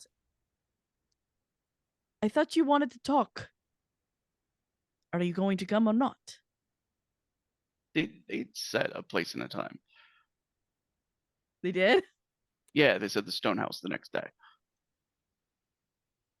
Oh, the I don't- Stonehouse. Different inn. I Oh. remember. Okay, the Stonehouse. Yes, I know where that is now. I know what you're talking about. Has everyone been under the impression they're coming to the bear house this whole time? Yes. Yes. No, I didn't know. I didn't know. No, anything. I did pay attention to that, but I I was even like, made a comment. oh, You made No. a comment that they didn't What remember else the is name, but doing? I was like, but they do remember the name. Like it just didn't make sense to me, so I assumed you were like Look- ADHDing over Rosa there. and Len are just the two idiots. Anyway, I guess The we'll just be Stonehouse- like, oh wait, and then go back upstairs. We did still need to bring them up to speed. So Yeah. The Stonehouse makes sense because they do the whole turn all the lights off thing every night. yeah, Yep. they'll come back up and be like, oh yeah, it's the other place. Look, it's been a long Mhm. day. I got shocked a couple times. Honoring's What? going to suggest that they all get some sleep, and she's looking directly at Hans when she says it. What? I am making a general suggestion that we all get some sleep, perhaps some food, It has been a very, very exciting day. It has. maybe a change of clothes. Oh my god, I'm gonna have to go back. If down you've in got the a lot of sewer the weight clay, you tomorrow. may want to hold on to it. I have to find sewer clothes, which is a sentence Yeah. I never actually thought I would be saying. And she's looking around at the bunch of them a little bit accusingly at the moment. Goes She's completely over tired and a Gav's little head. cranky. Goes So- completely over Gav's head. Is it Uh, everybody going back to their beds or are they sleeping at the bear house tonight? Go home. Honoring's going home. Len's going home. Gav's going to head back to the archives. And He's got to say hi to Hannelore. Yeah. Mhm. That's He's what good, I of was going to course. say. Gav needs to go Exactly. see his. His Yeah. sweetie. Gotta go be. see his sweetie. Runa's Yeah. gonna go home, and before she sleeps, she's gonna see if she can reach Gris. And Len's Go ahead gonna and be make like, your roll. Rosa, coming with me? Stick around. That's where Rosa was like, "Yeah, I'll just go over to Lens," This is And the then she's single like- wow. and then it was, Oh, we're putting she on a wants show to go tonight. over to Lens, and then she goes, maybe I need to go to take this to the tower and go talk to Mob. Well, I will be going with you then if that's what you're doing, unless you really don't want me to go. I'm really not kosher about you being alone right now. Between everything. Yeah. Okay. I'm gonna roll for it. Give me a second. Are you rolling for how far Len is crawling up Rosa's ass right now? That's the woman whose only complaint is, What does "Oh, one I mean? stepped in mud." Eh. Len doesn't remember his piano lessons anymore. Yeah. Runa does see Gris, but Gris is so what she sees is kind of like when she goes into it, she sees like more of like the kind of crescent buildings and such like that. It looks like they're in like an outpost or like what Runa would recognize as like a small port town that has enough for kind of like resupplies and stuff like that. But it's in crescent architecture, which is like a lot of like clay, and most of the buildings are made out of like sandstone and like limestone, and there is an enormous ship that is docked at the port. And she sees Gris is kind of like in one of the buildings along with other members of that escaped crew, and they are doing the same thing that the entire party was doing a little bit ago of being as quiet as possible. And she sees that there are armed crescent men stalking up and down the streets. I'm just gonna have like a quick roll of like wits and sailor from Runa to recognize that ship.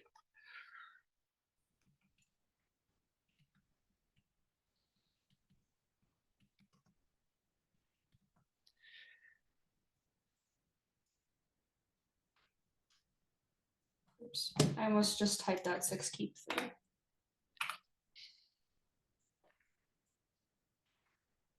$22. Okay. Um,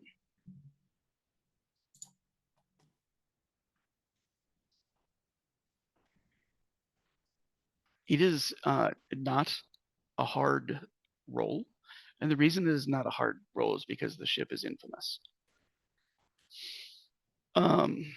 Very few crescents are seen outside of Crescent Lands, but one of the ones that is known is a ship called the Strange Skies, which is powered entirely by oars and is known as one of the most fearsome slave-taking ships in the world. It has been known to go, it's particularly known in Vadachi waters, but it's gone other places as well. And the captain of it, Kira Din, is a crescent man who is one of the 5 most feared pirates in the world. And Runa can see the man. Like she can see where Gris is like looking through a window and looking towards him and just doing her best to be quiet. He is absolutely huge, dark-skinned, muscled to like tree trunk-like arms, enormous sabers like stuck into his belt, like tattooed across his entire body with the Prophet's Cross, the variation of it that is used in Crescent Lands.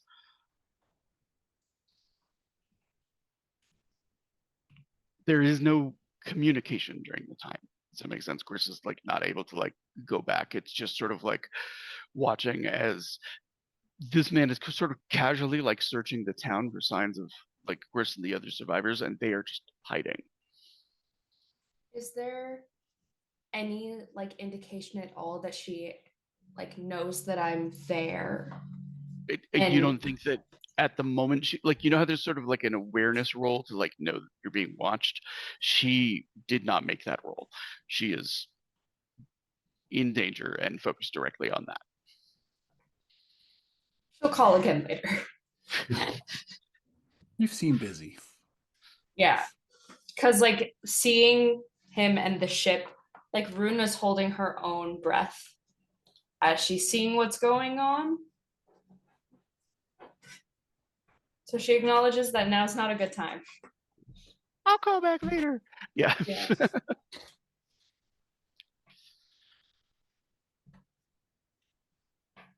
um. So yeah, she gets to sleep with that mental image in her head. Runa's dreams are just going to be filled with all the many ways she's going to kill that guy. In other words, a great night. She's also like barely slept since she's found out. So she be tired. Yeah. She's also thinking about all the ways she's gonna kill Charlotte. So it's a I think we all busy are. night streaming for her.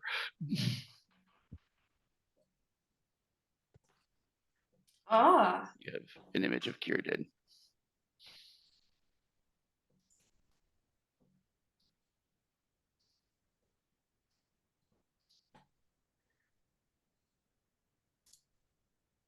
All right.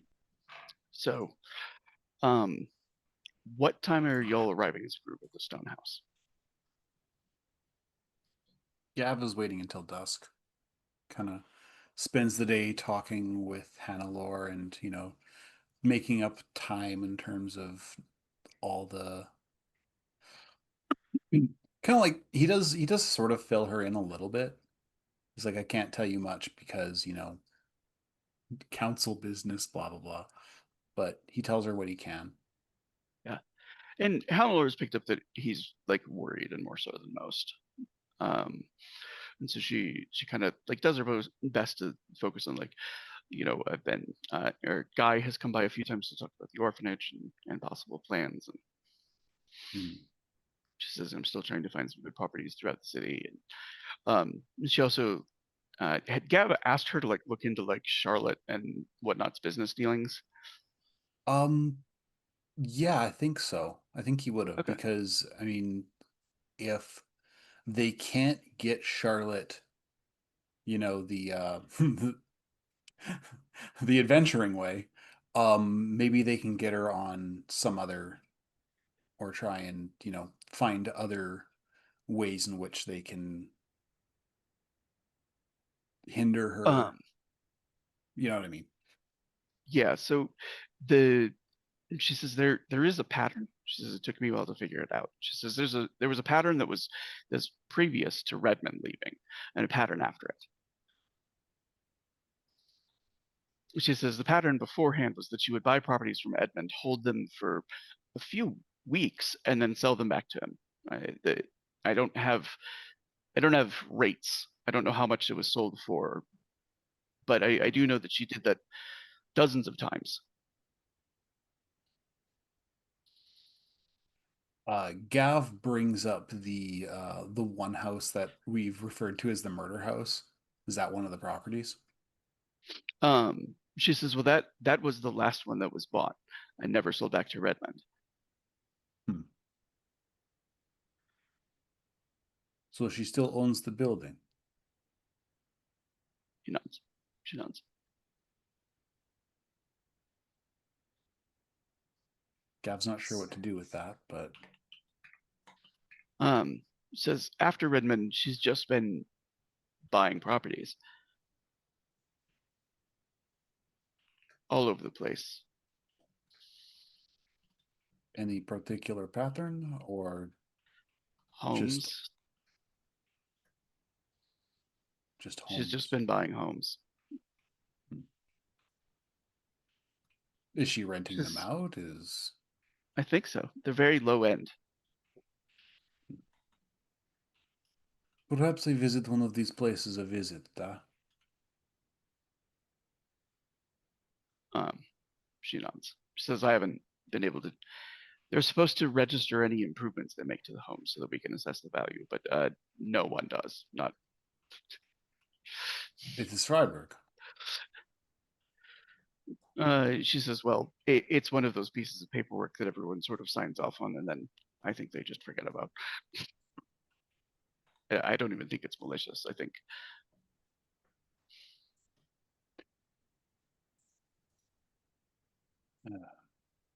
We'll see what these homes have in store for them. Are they all in Finerherd or all No, over the city? they're all over. Hmm. And I'll give Gav has time before the meeting to check out a few of them. The thing Yeah. that is universally true about them is that they are cheap. So little They look rooms, to no be like breeze. high occupancy, low cost, the kind of places that people would fight to get into after first coming from despair. People no one would miss. They're hunting grounds. Which is predominantly what the clay, like the ceramics workshop hires. They hire almost exclusively from outside of the city because it's a low skill, hard labor job. Yeah. Are do the occupants appear to be like explicitly clay workers or just heads in beds? Mostly clay workers, it looks like.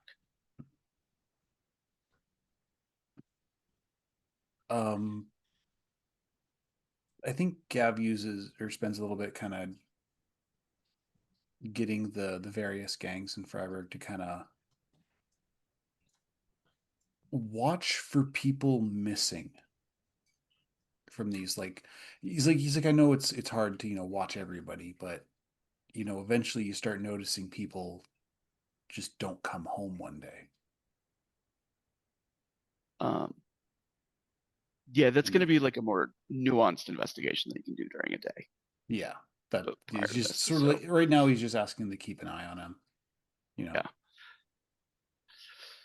All right. And Bruna, you sent me a message. I just we're not going to go into a whole scene because we do have like some more to get through today. But I do want to say like Jairus has noted that she is like clearly struggling with some stuff. She's noticed that a lot of the times she's got like breakfast waiting for her. You know what I'm saying? Or when she's fallen asleep on a couch, she's woken in a bed. And like her boots have been removed. Nothing else. But there's been an effort made to like make her more comfortable and stuff like that. So I just sent that to you because it was on my mind, and I was like, I need to put this somewhere. and I wanted to address it, like, because these relationships are ongoing. We don't always have time to get into them and stuff like that. So just a quick note. All right. So as you guys are gathering outside of like the stone house, Gav will notice that there is like a mark in what is the equivalent of like the thieves code, the sort of the informal. Most thieves can't read in the city, so they don't have like a formal language or anything like that. But there is something on the sign of the stone house itself that Gav takes to mean no meeting tonight. But that's probably not meant for y'all. It's meant for the normal meeting that happens here after hours. Does that make sense? Yeah. And you can hear inside of like the normal details of like the story and the Scatman and the horror building, and you know what I'm saying, and then everything plunges into darkness. Yeah, there's like screams, but they're like the usual scared. We've been told a ghost story screams. Yeah, like Gav gives everybody the rundown of how the stone house kind of works, and we'll get in, we'll eat, we'll sit, we'll wait. Yeah, and when you guys come in after, it's lit again, which is rare. And Honorine sees the bartender. I was just gonna say, Honoриne's gonna check in with the bartender and see how he's doing, see how he's recovering, and all of that. He still has some of like the signs of it. He also just like walks a little bit stiffer, but he's like, he says, "Well, normally I stop serving after the story." He says, "But for you all," he says, "I will make a special last call." Thank you so much. If he'll accept it, she'll kind of slip him some money for it or whatever. Yeah, you take it. He is not a proud guy. I heard somebody that is like that proud. Like he makes his living off of tips and stuff. Yeah, she's gonna just sort of like set it like under a cup or whatever, He says, I got a bit of roast in the back. He says, I'll set it up for you to have something to eat. Thank you so much. Yeah, there's quickly like he comes himself instead of any like servers or anything like that to like get orders for drinks and stuff like that. And quite surprisingly, like the two people that you're expecting to meet come through a door, not any other way. Strauss is there, and he and the bartender exchange nods in a way that suggests that they know each other, or like have known each other to some degree or another. Not necessarily like this dude works for me, just I'm a regular here kind of nod. Does that make sense? And so when I was asked to like have my place used, he accepted. That's it. Question before we start. Did I get anything out of that role looking for information on a figure, a Judith figure or whatever? You got a 23, right? Yeah. Yeah. The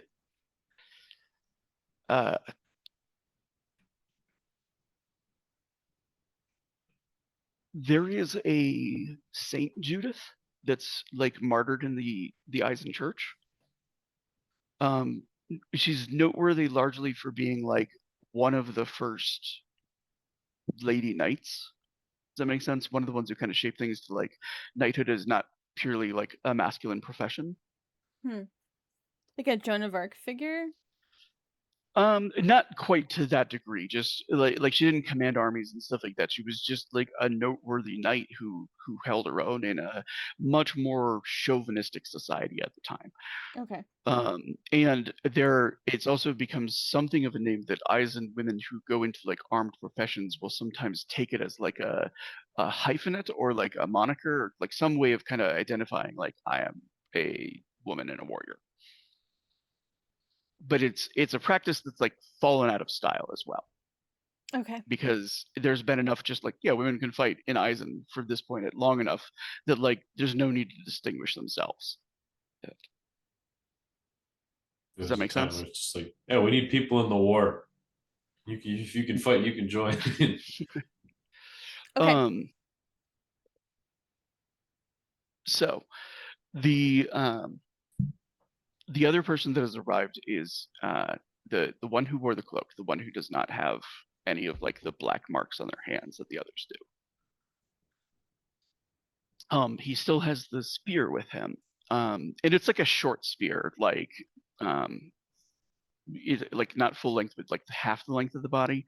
And he just sort of like sets it against one of the tables, and tables have been pulled together already for like the all of you to be sitting together.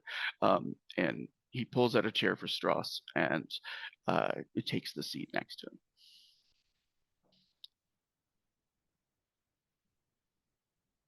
to him. Strauss is studying Hans with some intensity. Hans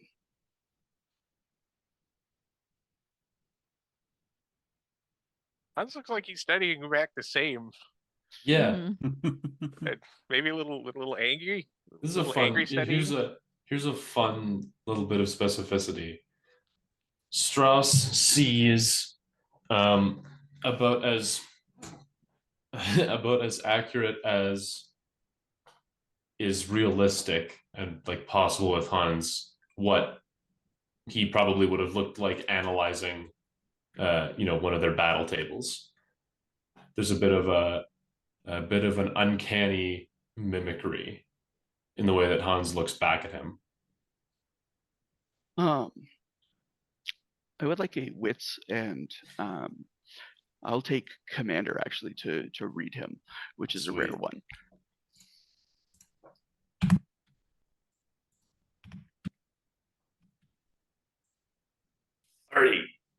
Let's go. Strauss can see the real Hans, not the glamour.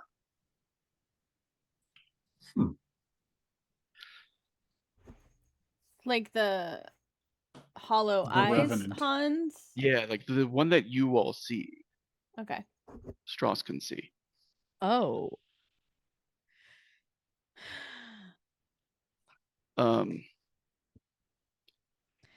Wait, I Can I forget roll what the for difference was Arcana? now. There's been a while since it's been a little bit since this has come He's up. got See, fucked you up you had like eyes. the sort of like monstrous like appearance, you know what I'm saying? But Yeah. most people see like a living, breathing, normally colored, Oh, normal eyes yeah, Hans. they see what he would They have looked don't like react. before. He sees the changes in Hans. Oh, okay. Does that make makes sense? And yeah. with the 30, you can tell that he's very much weighing what they might mean. Okay. Okay. That makes sense. And as this, everything kind of like settles into like another like uncomfortable silence, the dark-skinned man kind of like, I do not believe that I've met anyone, although some of you are clearly acquainted. I am Kazi, he says, and I am pleased to meet you. I am Len, and I wish we had met under better circumstances. Name is Gav. Welcome to Freiburg. I do not think I have ever seen one of your kind here. You can't say it like that.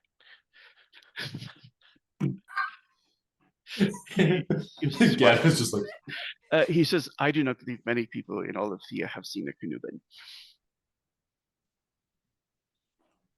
Hans will offer the gauntleted hand still. Hans Reifenstahl.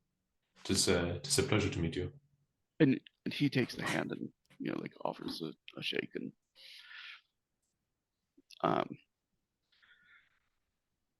and his accent, like Honorine does not have a lot of like familiarity with Crescent yet, like as like hearing it aloud, but she's fairly sure that whatever he is native of it, he's not a Crescenter. Does he know other languages? I'm kidding. That was a joke. Cios is like, whatever. Whatever, No, Glory. I just heard that you like, does he know other languages? That's what I said. Yeah. It's very Um, likely. It's unlikely his native language is Aizen from how he speaks it. Runa like nods her head at him and goes, I'm Runa, and goes and like starts at the Y, having gone like just after Hans, who introduced with first and last name, and like dead stops and just acts like that was normal of her. The Runa Y, and that's it. Runa, super smooth. Yeah. Rosa will not introduce herself. And she just continues to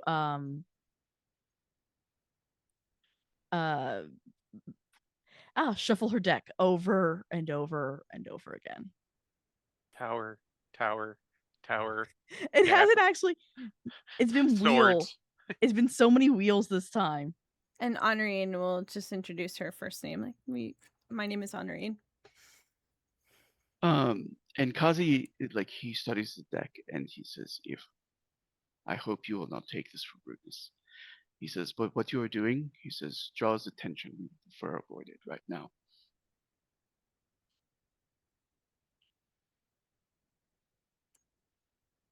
Honorine's going to reach over and kind of put her hand on the back of Rosa's hand. Oh no, she stopped shuffling, smacks it. It didn't come up on my mic. I was hoping it did. My deck isn't big enough. Hits the side of it on the table hard. Not the size of the deck, it's what you use with it. What you do with it.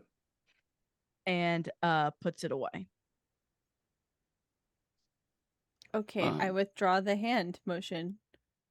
Go really loud riffle shuffle, align the cards and stuff it in the pocket. Yeah. Nice. And Kazi kind of he reaches into his vest and he pulls out, there's like a little stone that looks like it's angled on both sides, like and there's like a hole through the center of it that looks like it's been worn just by like erosion from like fingertips, like worried down to the shape that it's in. Does that make sense? He says, sometimes, he says, when I must be quiet and still, he says, and I do not wish to, he says, I use this. He says, it helps to have a place to put my anxieties. He says, to put my worries. He says, that is the only magic of it. He says, though, in Kanuba, we believe there is a magic in everything, every stone, every tree. He smiles and he like just sets it down in front of her. He says, thank you. Not wrong. So, who are you? Why do you need allies? Why do you need us? Strauss, he folds his fingers together.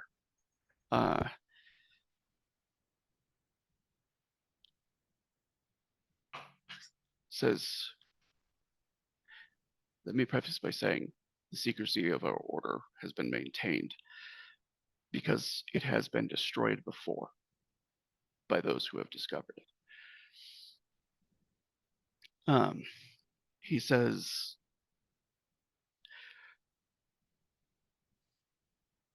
in times past, the only person outside of our order who knew of its existence was the Hierophant. He says, and we have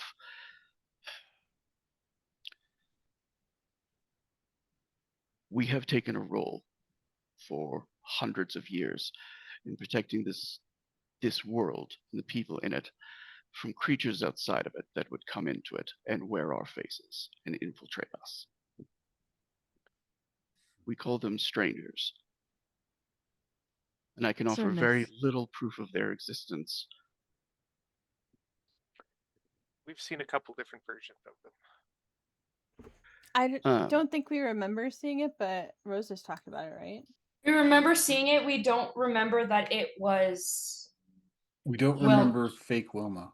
We don't remember. Yeah. At the necklace Rosa has. Says, But we I do don't think remember with this particular group we that need was to an offer issue. proof, though.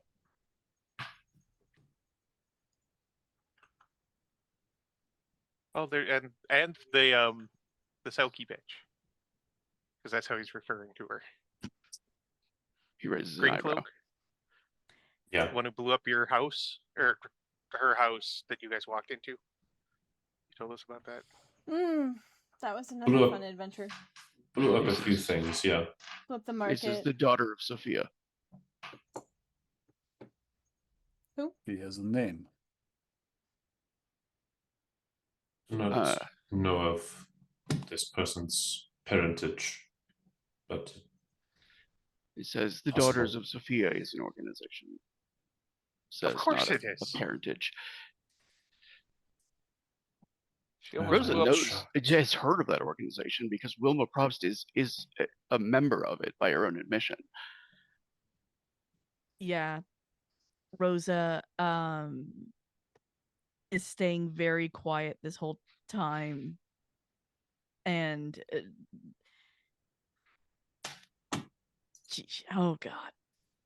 She doesn't know if she pulls out the necklace. She doesn't know what to do. She has so much information and doesn't trust these people. Well, now I can see at least in part why you think we might be allies. He says, and I think you can understand our need for secrecy. They could be anyone. He nods. Yeah. And What does this have to do with the gate? The gate is very near to our headquarters. We have a place beneath the sewers that we have used for a long time. And we Don't mind, I'm stumbled not going upon to it. offer directions to it, only to say that you are near enough to it for us to be alarmed. is that related to the bodies that were there?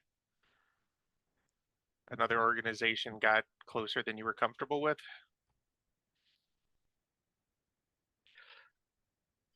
Says that was a betrayal.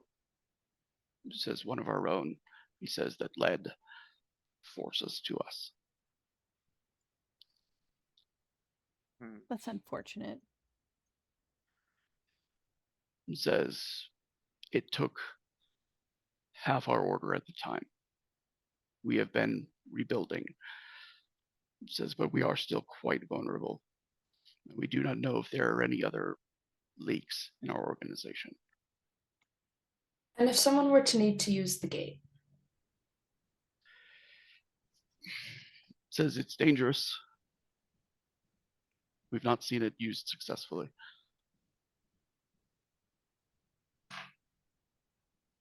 You Will it- mentioned the man that traveled through before.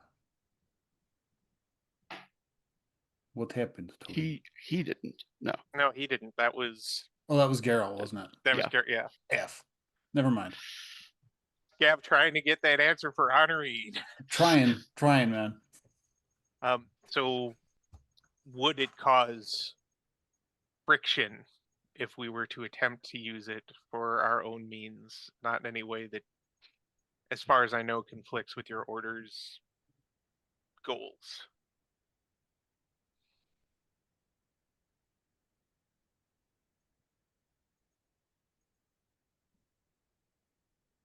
You can tell, and Hans knows immediately. Like he's doing strategic calculus. You know what I'm saying? Of like the relative utility. Does that make sense? We have some Runa doesn't. understanding of the outer gates, he says, but the central one is beyond us. That's the one we need. Runa doesn't realize she's doing it, but her eyes are kind of like pleading in this moment. She's like, this will be a point of contention if they say no. Please. What?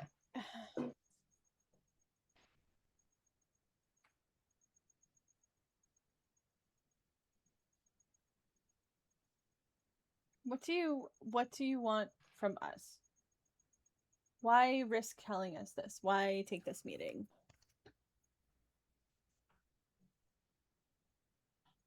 On a practical level, if all of you go missing, there will be a great many questions.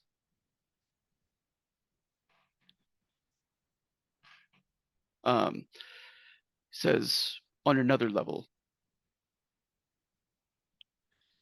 we saw a stranger destroyed in the dark paths.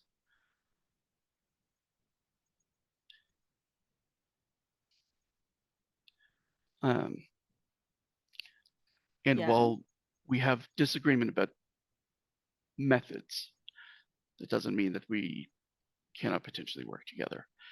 We have long stood alone. It's my opinion that we no longer can. Another blow like the last one we were dealt would destroy us, and we have every reason to believe that those who dealt it believe us gone and would like to keep it that way. This enemy is the one who doesn't know you still live. Kaze says there will be time for an accounting, but it is not now. There's a chuckle from Hans at the wording of Len's comment. Rose is going to take her hand off of the ring. Do you know anything about this? And she holds up the disguise ring. He says, yes. Do you know how it works? See, I do. Says the strangers use these things to wear faces. Says they use necklaces to steal voices. Do you know why they seem to be so interested in the Wachtturm? No.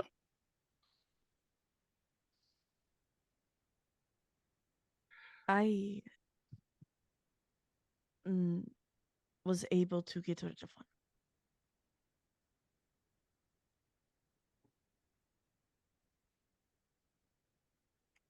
Say again what you said. Sorry. I was able to get rid of one. I still can't hear you. You're being very faint. Rose's accent. I was She's- able to get rid of one. He says, I saw it. I was in the dark paths at the time. He says, I was pursuing the creature.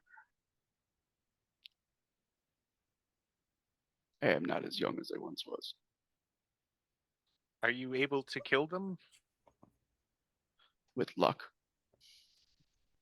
Sounds about right. What is this dark path do you keep referring to? Kazi says, I have brought something with, he says, that will allow me to show you, and that is perhaps easier than explaining it. He says, but I can only take one at a time. I volunteer. He I says, do I as also well. must entreat you. He says, you cannot use your magic in that place. I have no magic. Allow me to go first.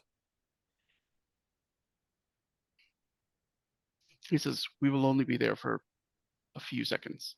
He says, Hmm.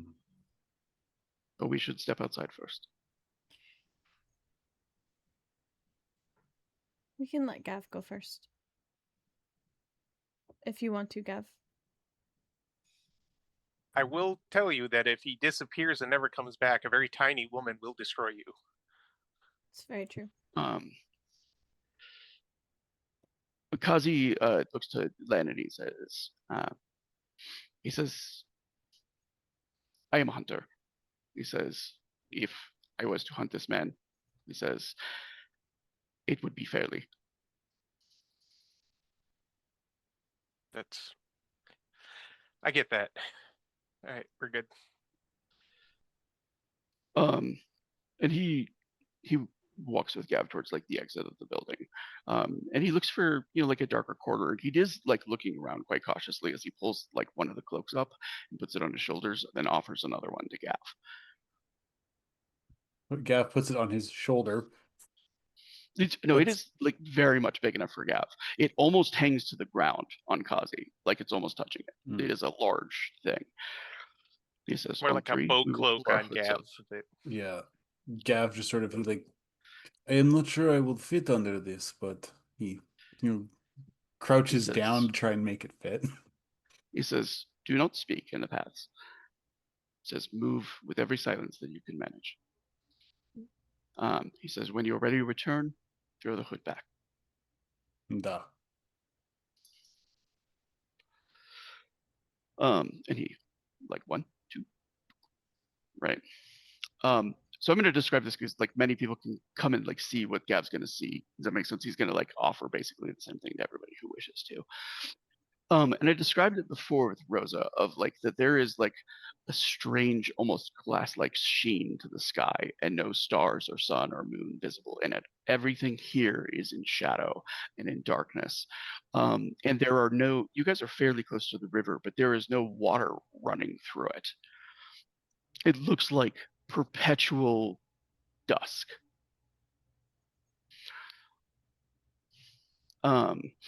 And there's just sort of a strange, ominous sense to it.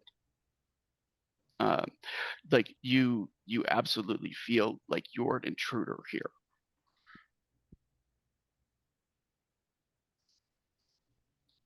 Which is probably the part that bothers Gav the most because this is his home. Yeah. He knows it better than It's- anybody. It is a dark version of Freeburg is how it Mhm. feels. And when he looks back towards the stone house, he can see his friends sitting inside.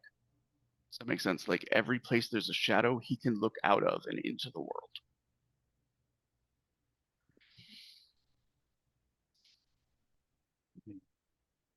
Sort of takes a look around, looks to Kazi and nods, and then pulls the cloak back. It is a somber place. Says, those who die in that place suffer a terrible fate.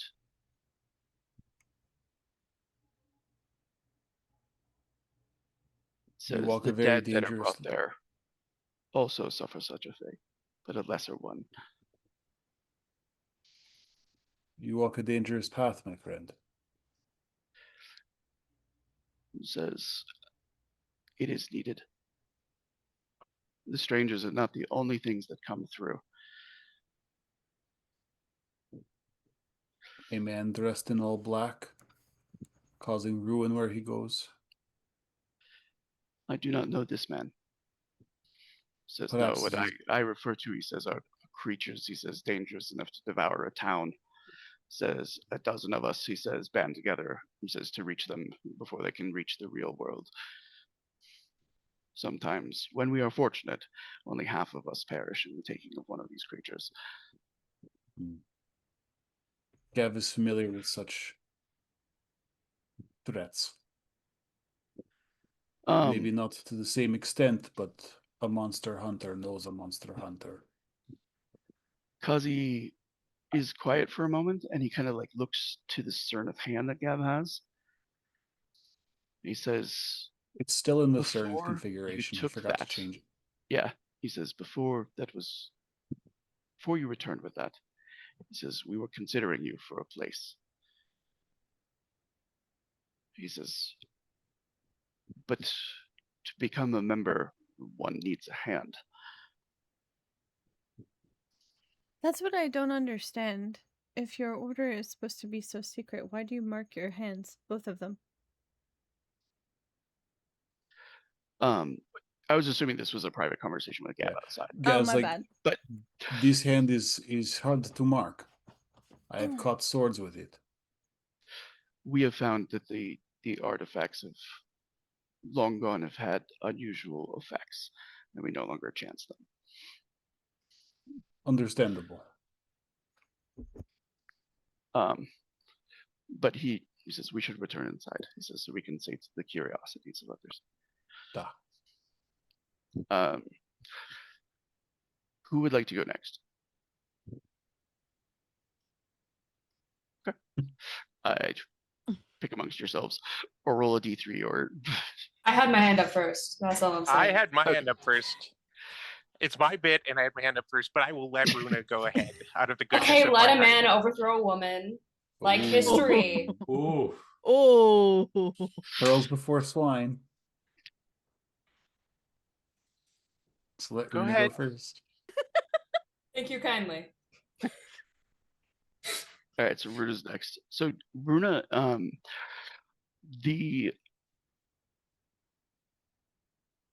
when Runa travels through, there is she sees the same things. Does that make sense? She sees the sort of like the strange like glassy overhead. It is not the mirror place that she saw that her mother was in. Does that make sense? It is something else. It is a world unto itself. And there is definitely a sense of like coldness here. But there's one other roll that I would like you to make, which is that I want you to roll your wits, not your resolve. I know it's normally your resolve, but your wits plus your mastery level of your sorcery. Sad it's not resolve, because resolve is so much better. Okay, wits plus my mastery. Mm-hmm. Keeping wits, I assume. Yes. 29. Okay. There are two things that Runa sees. Because as she's sort of like looking to the northeast, what she realizes is that like her vision seems to almost like zoom in on the bear house. And she can see her rune floating on the roof of it, like the top, like where you guys have your meeting place. Does that make sense? But she can see it across the city in this place. And the area around it looks like sort of warped and twisted. The shadows run deeper there, but there's also something that is that just sends a like shiver down her back. Does that make sense? It's something she can't quite put words to as to like what's wrong. Slightly to the north of where they are, there is another building that she can see that's like a larger manse. There are 3 runes on it. And in the area of like the manse itself, it looks, I'm going to ping like about where it's at, by the way. So look on the map. Okay. Right up here. You see that? Mm-hmm. The manse looks like it is literally like sort of like having reality torn apart around it. Does that make sense? Like the walls and stuff like that, like have places where they look like ripped and they're not quite touching. And there's just sort of like color and pieces of the manse that are like floating into the sky. Do I know what building that is? She'd be able to find it again in the day Okay. or the night. but And she knows like none of those runes are runes that she placed. right. And he pulls his hood back. She does as well. He says, "You see, you see things that others did not." Yeah. Um, Fascinating. he takes the cloak. And who's gonna go next? I'm kind of speed running stuff because we've got like 15 minutes left. So The man will go last. um, I'll go. Unless Rosa wants to go first. I think Rosa was in line next. Okay. All right. So Kazi kind of does the same thing. He takes her out. He offers her the cloak. Same rules. You know what I'm saying? For both Runa and for Rosa, it's like, please do not use her sorcery in this place. And the cloak goes on, and Rosa, I would like you to immediately make like a resolve and mastery level for your own sorcerer. Oh, yay. 5. So 9 keep 4. Yep.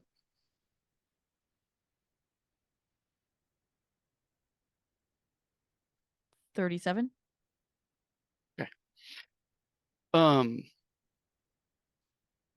There's just so I want to the first thing that you notice, and you see it in a detail that others don't, is that when you're looking up at the sky and you're looking up at like that sort of like glassy plane, you remember seeing the exact same thing when you saw the strangers coming through. Does that make sense? When you saw, but you saw all of their army beyond it, held at bay by what that is. And also you see, as you're looking up at it, you feel like your eyes turning black. You feel your strega. Like it's not something you're doing, it's coming. And you see like across the city, you see the um the unraveled just turn in your direction the moment you're here. Does that make sense? Their Mhm. eyes kind of like focusing on you, but for just a second, you see that that barrier that is over everything, you can see thousands and thousands and thousands of tiny fractures in it, and you can almost hear the notes of the song going up, the song that the Strega have been singing for days now. And when you see one of them touch it, you see a tiny little fracture ripple through it. And Kazi's sort of like, he sees your eyes go black. You see his arcana over his head, by the way. You can tell that like you in his card, he is holding a spear. Does that make Yeah. sense? You can see his arcana. And let me find him real quick. I'm going to let you look up which card this is. I'm just going to tell you what his virtue or hubris is. You do not have to Mhm. roll for it.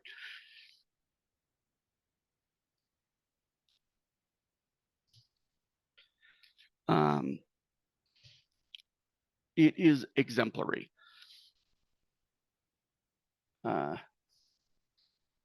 Makes sense.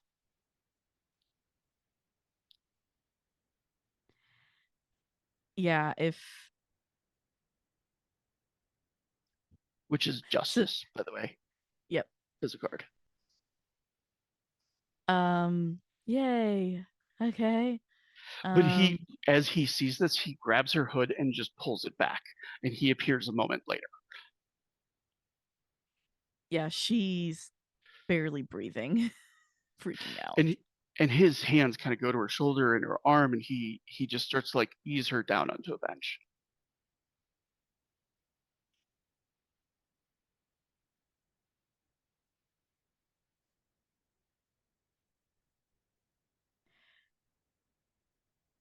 What? I don't know how to fix that. We don't either. We know your magic causes it. Not yours. All Strega. Everywhere.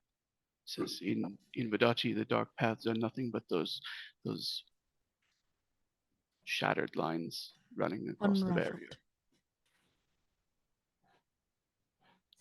Unraveled. The unraveled.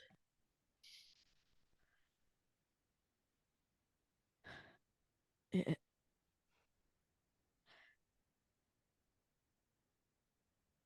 this will mean probably nothing to you.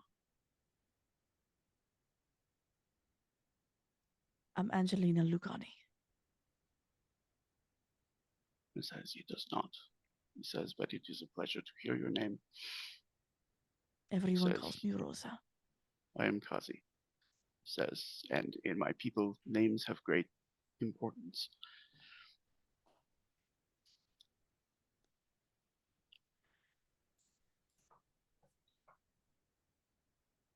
I need to figure out how to fix this. How we can fix that. I need to get back to the others to tell them. He says, I will take the others as they need. He says, we are not the type to put our cards upon the table. He says, but that is what we are doing right now. He says, showing you, he says, the danger. He says, showing you what we understand. Says, I know you have many reasons not to trust us.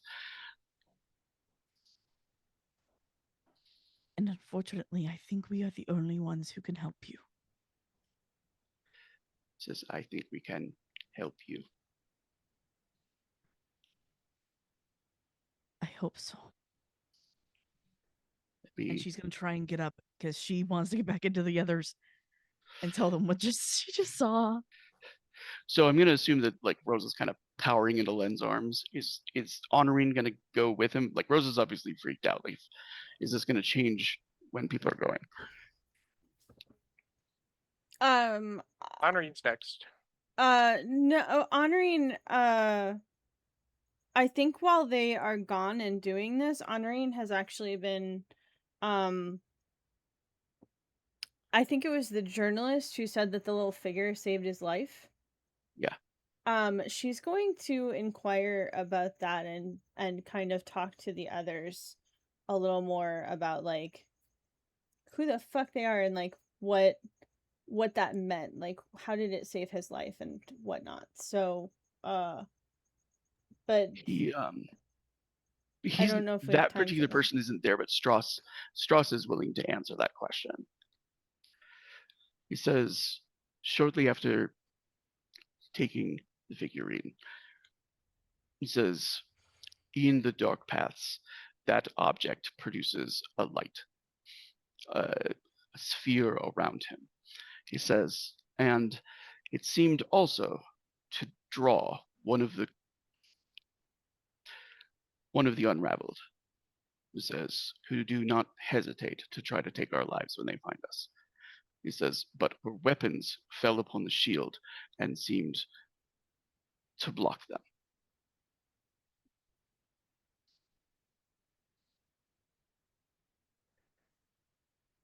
All right. The shield of the light. Coming from that figurine, yes. He says, we do not have many defenses in the dark places from the things that are there. And most that we do come with a price.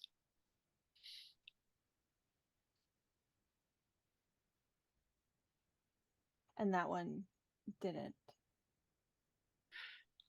He says, it was not a price that we could see. I do not know if there was a price, he says, but I am suspicious that it may have one, just not one that we have yet seen. This world does not render us many gifts. It's true.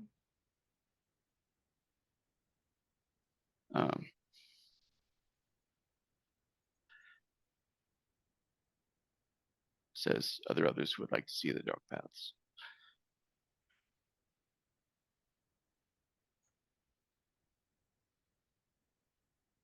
I'll take a look. Are you okay if I do that? He's gonna... You need to.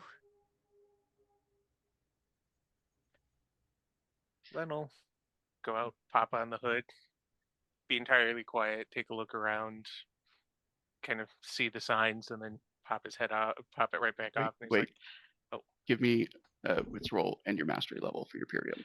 yeah, I was trying to get through just to, for everybody." Yep, no, I get it.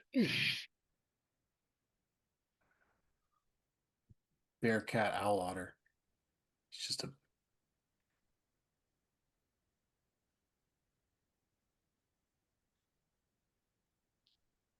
Third, 23. Okay.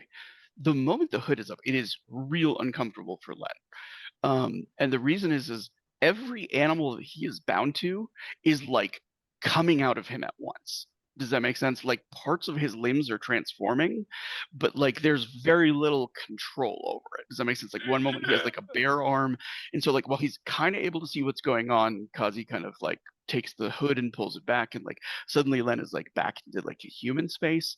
But the thing is like he heard all of the animals like in his head at the same time. There's a period where he gets close to like daybreak where if he's still in an animal form it starts to get louder and louder, and he knows that like if he does not transform back he might be stuck this way for a while. Does that make sense? They started shouting the moment he was in there, all of them. Out of character, I just need to say real quick, I had this whole really cool hunter line about the deep forest and everything, and he took that from me. Theosa with Bastard. this, because there's no way it would come through when he's like trying not to bear, otter, owl, cat, all at the same time at different freaking limbs with them all screaming in his friggin' head. So, back into character. Whoa. Whew. Matrushka does not like that place. I do not either. Kazi says, oh, we don't like it at all. Yeah, I don't doubt it. He's gonna wander in and just kind of offer the cloak to Honorine. Given the reactions of the other two magic users in Come the on, group, do it. Bruno excuse seems me. fine. So, given the other two reactions, is he going to warn Honorine at all about that? Kazi is kind of like I think he's gonna just be like, this has not. We know that the use of sorcery in this place draws attention. He says it also seems to be quite uncomfortable. I didn't even use my magic. Didn't have to. Bruna? I was just able to see. Nothing happened to me. It would make sense. I'm Rose- correct in thinking that like Bruno was totally fine, right? Yeah, that she didn't experience discomfort like that. She just saw. The abilities of you two, he points at Rosa and Len. You have sorcerer's blood, the runes and whatnot. Yeah, you have predisposition to it, but as far as I know, correct me if I'm incorrect, Rona, there is more of a development and honing of it, and kind of adopting it and acceptance of that ability, as opposed to having a more natural proclivities for said magics. I speak as one of many who have none. So I could be wrong on all fronts. You're Straw says, for the would not most say part that you do correct. not have magic, but not a sorcerer. As he kind of his eyes like lock with Hans for a moment.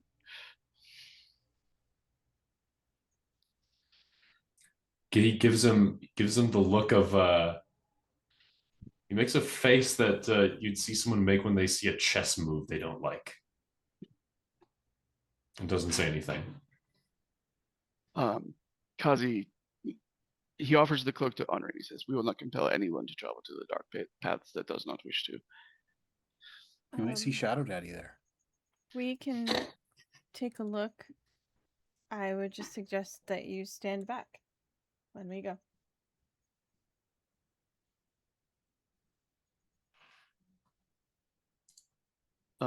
She's gonna put on the massively oversized cloak. Since Yeah. if it fit Gav, it's probably Halfway to gonna tarp. dwarf her.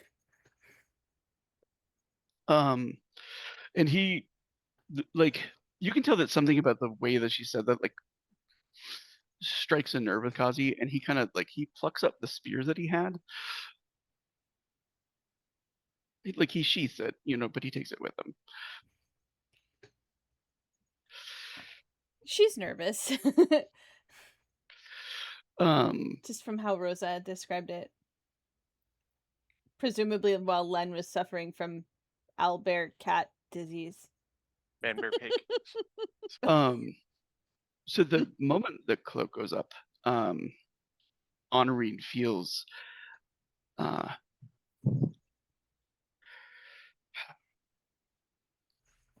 it okay, burn there's when not she a, like, pees? no, it's like having an orgasm that won't stop. Oh. Does that make sense? I knew And it. like full body, What do you mean like you knew it? arching, and like as she sees her hands kind of like thrown up and realizes like she is making the noise and she is not stopping, but she also sees like golden lines just run down her skin and across her arms, and she can feel heat traveling up like her face and pouring out of her eyes. And Kazi says something in a language that she does not speak, and then like apologetically whaps her with the butt of his spear, like across the knee. And it all stops. She kind of crumples to the ground, and he like pulls the cloak off of her, and then pulls his hood back, and kind of and like blows on the hem of the cloak that is on fire. Just and quickly whap! kind of like puts it out. Honoring for the Rafiki'd. first time since she made her pact with the Scotman feels cold. Oh. She starts to shiver? And he says, I am sorry, I have never seen that before.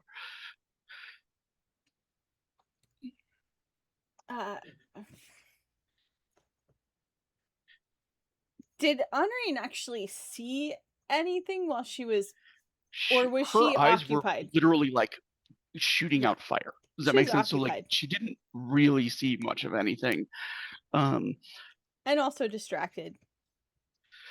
There was a Sounds moment after he distracting. tapped her where she realized that like the entire ground around her feet was charred. And the she can shadow actually land?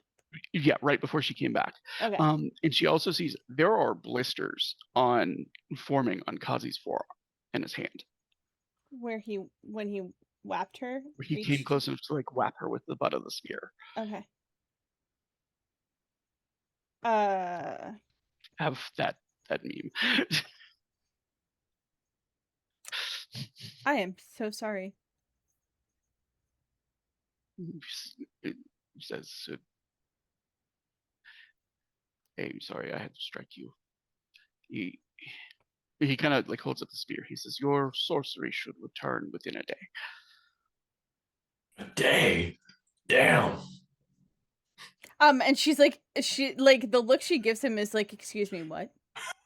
He put your Says- magic in timeout. That's crazy. I am a shaman of my people.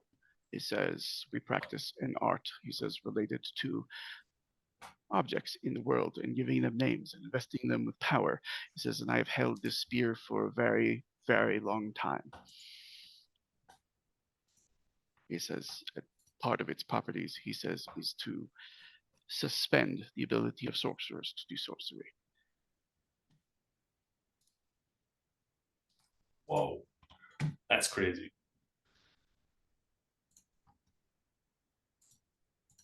Did you do this to my sister? No, I just took the cloak off. You were burning the cloak, and we have only 3. I understand. I don't fault you. I just all right then. Is it Hans's turn? That's not in character, that's me. Um, when Kazi comes back in, Strauss like looks to Kazi and then looks to Hans. And he rises and he takes the cloak from Kazi and hands it to Hans. Honorine looks hella pale. She's like shook when she comes in. Oh, all right, Her let's clothes, get by the way, Honorine. are like cinematically burned up. Does that make sense? Like there are like the skirt's kind of like showing off some leg now. The corset is definitely like not in the best shape. You see some of the What's boning. He says, "I Gav did sees not that do she's shivering and What? asks the bartender to get her some warm tea or something. And Len will offer his non-magical cloak because he normally wears one. And he's like, "Here you go, warm up, cover up." It's a little sticky. Bison. Watch this before you give it back, please. Not the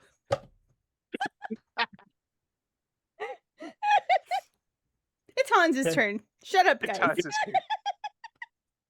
Strauss like has the cloak in hand and walks outside to where there's like a place where they've been doing all of this, and it smells vaguely of smoke now.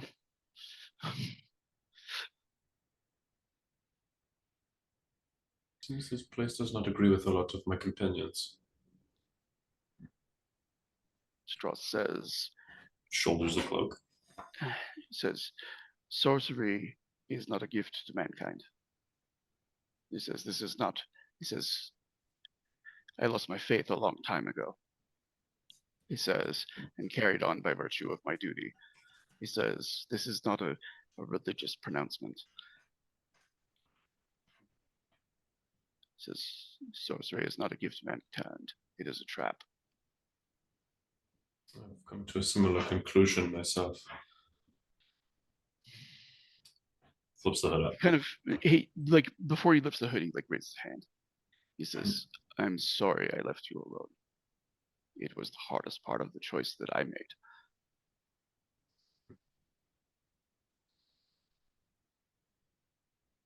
It is,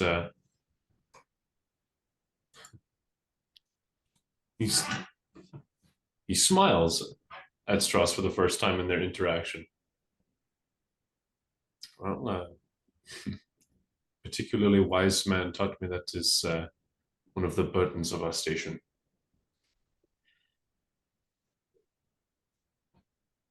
I never thought the man that I would be sending to his death was me. He says, but I was the one that needed to be sacrificed. Understand that a little too well. He gestures to like the cloak, and he steps back into a tree, and he himself like disappears. Enter the dark place, the dark paths. For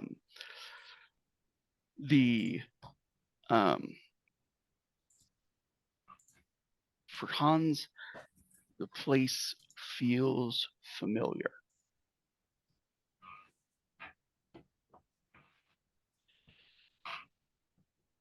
It feels like nightmares he had over and again of creatures coming to destroy him and the forces he was commanding.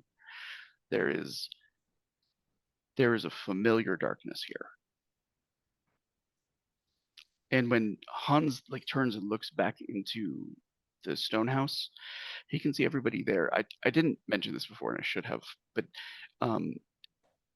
he can't see Honorine. Where her chair is, there's just like a shadow that seems to have reached out from the wall and covers her, and it's the only shadow he can see in this place. Because everywhere else, a shadow is something that looks out of, but a shadow wraps Honorine.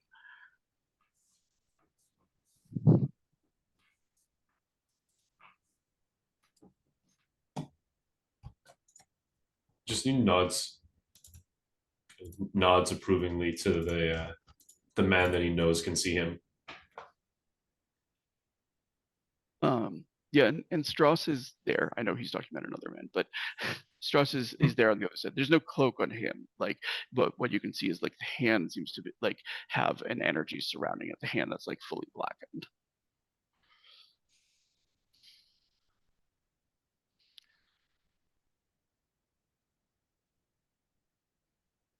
Takes another look around, look back at Strauss, and kind of grab the hood and look for his And signal. Strauss disappears. And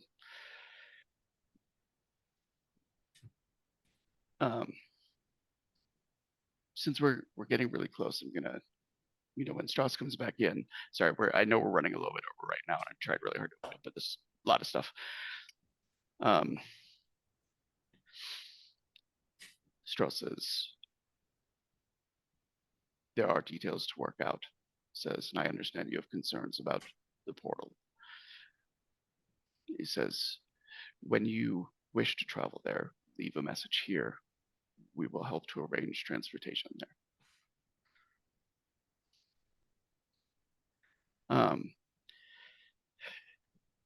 He says, I do not mean to level threats. I believe that we can be allies.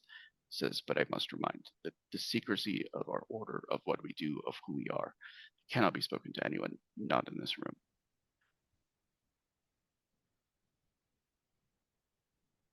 Agreed.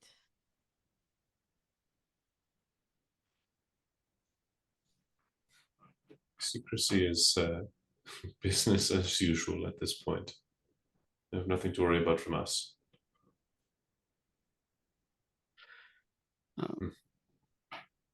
Says Everyone that will has be their own more dark troublesome days. given the enemies you have. Says, but leave a message here. Says, and if we can help you against your enemies, we will.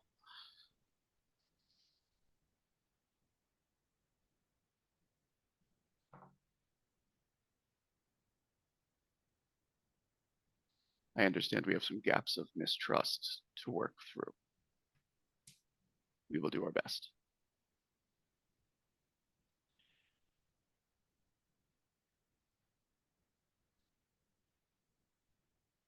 It is a two-way street after all.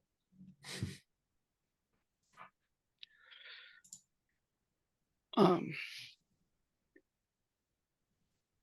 he gives one last look to Hans, but then he turns towards the door, and Kazi kind of like bows and he says, "It was a pleasure to meet you." Gab returns the bow. Of course. And it's not until he's gone that Rosa realizes he's left the stone behind.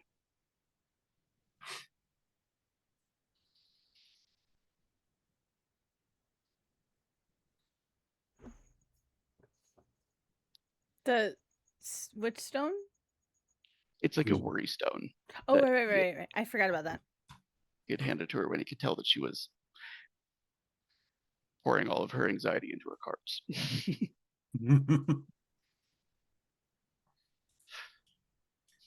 All right.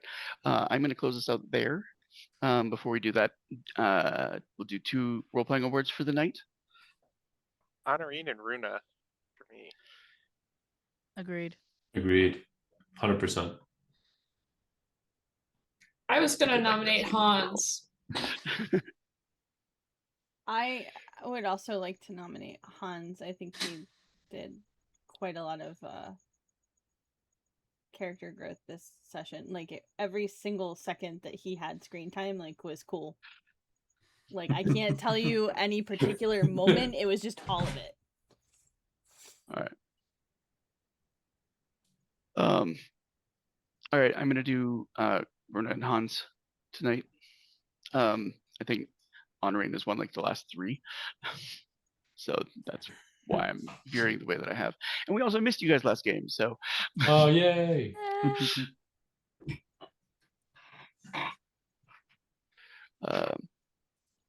I'm glad you guys are enjoying the mysteries afoot. I'm sorry, I've not run out of them yet. And you Always more haven't questions. answered a lot of them, to be fair. No. They're still mysteries. I have There's been a lot of answers. We're at, You're not like, getting act answers to every single question. 1.5, guys. Yes, but the answers come with more questions. That's the fun part. Mm-hmm. Yep. It's like the waiter keeps coming back and being like, "Are you done with your meal?" And you're like, "I've got a bunch of food." "Well, here's some steak. Here's a pizza." "Oh, you're not done yet? Here, I have some enchilada. I'm glad you finished the Spanish rice." And You're like, everything that "We you haven't even don't gotten to finish, the you have dessert to plate pay yet." for. Yeah, So yeah, it's we like haven't got- dinner at my grandma's We haven't house. gotten to the 15-course dessert menu You're too yet. skinny, Tovar. Eat some more. Well, the lore be dense. I'm sorry. Love it. It's awesome. So All we're right, we're gonna doing close this out. plus 3. Oh. I will do 4 tonight because the dark paths is like a big deal. Sweet. So thank you for everyone watching us on YouTube or live on Twitch. Audience participation always means the world to us. And if you're on YouTube, smash the like, hit the subscribe, make a comment down below. Here at Dirty 20, we always sign out with the same call to action. Be nice. Be kind when you have the spoons, but when even you're not, be nice. Be nice to strangers. Be nice to family. Be nice to your loved ones. Be nice to yourself. Thank you for coming on this journey with us. And we will see you do we see you next Sunday? We might have next I Sunday don't think off. so. No, I think next we're Sunday off. is the Sunday's 9th, off. so we're off. Okay. Yep. So we'll see you 2 weeks from now, Yes. where all the questions will be Bye. answered. Good Bye. night. More questions won't be Nice, answered. y'all.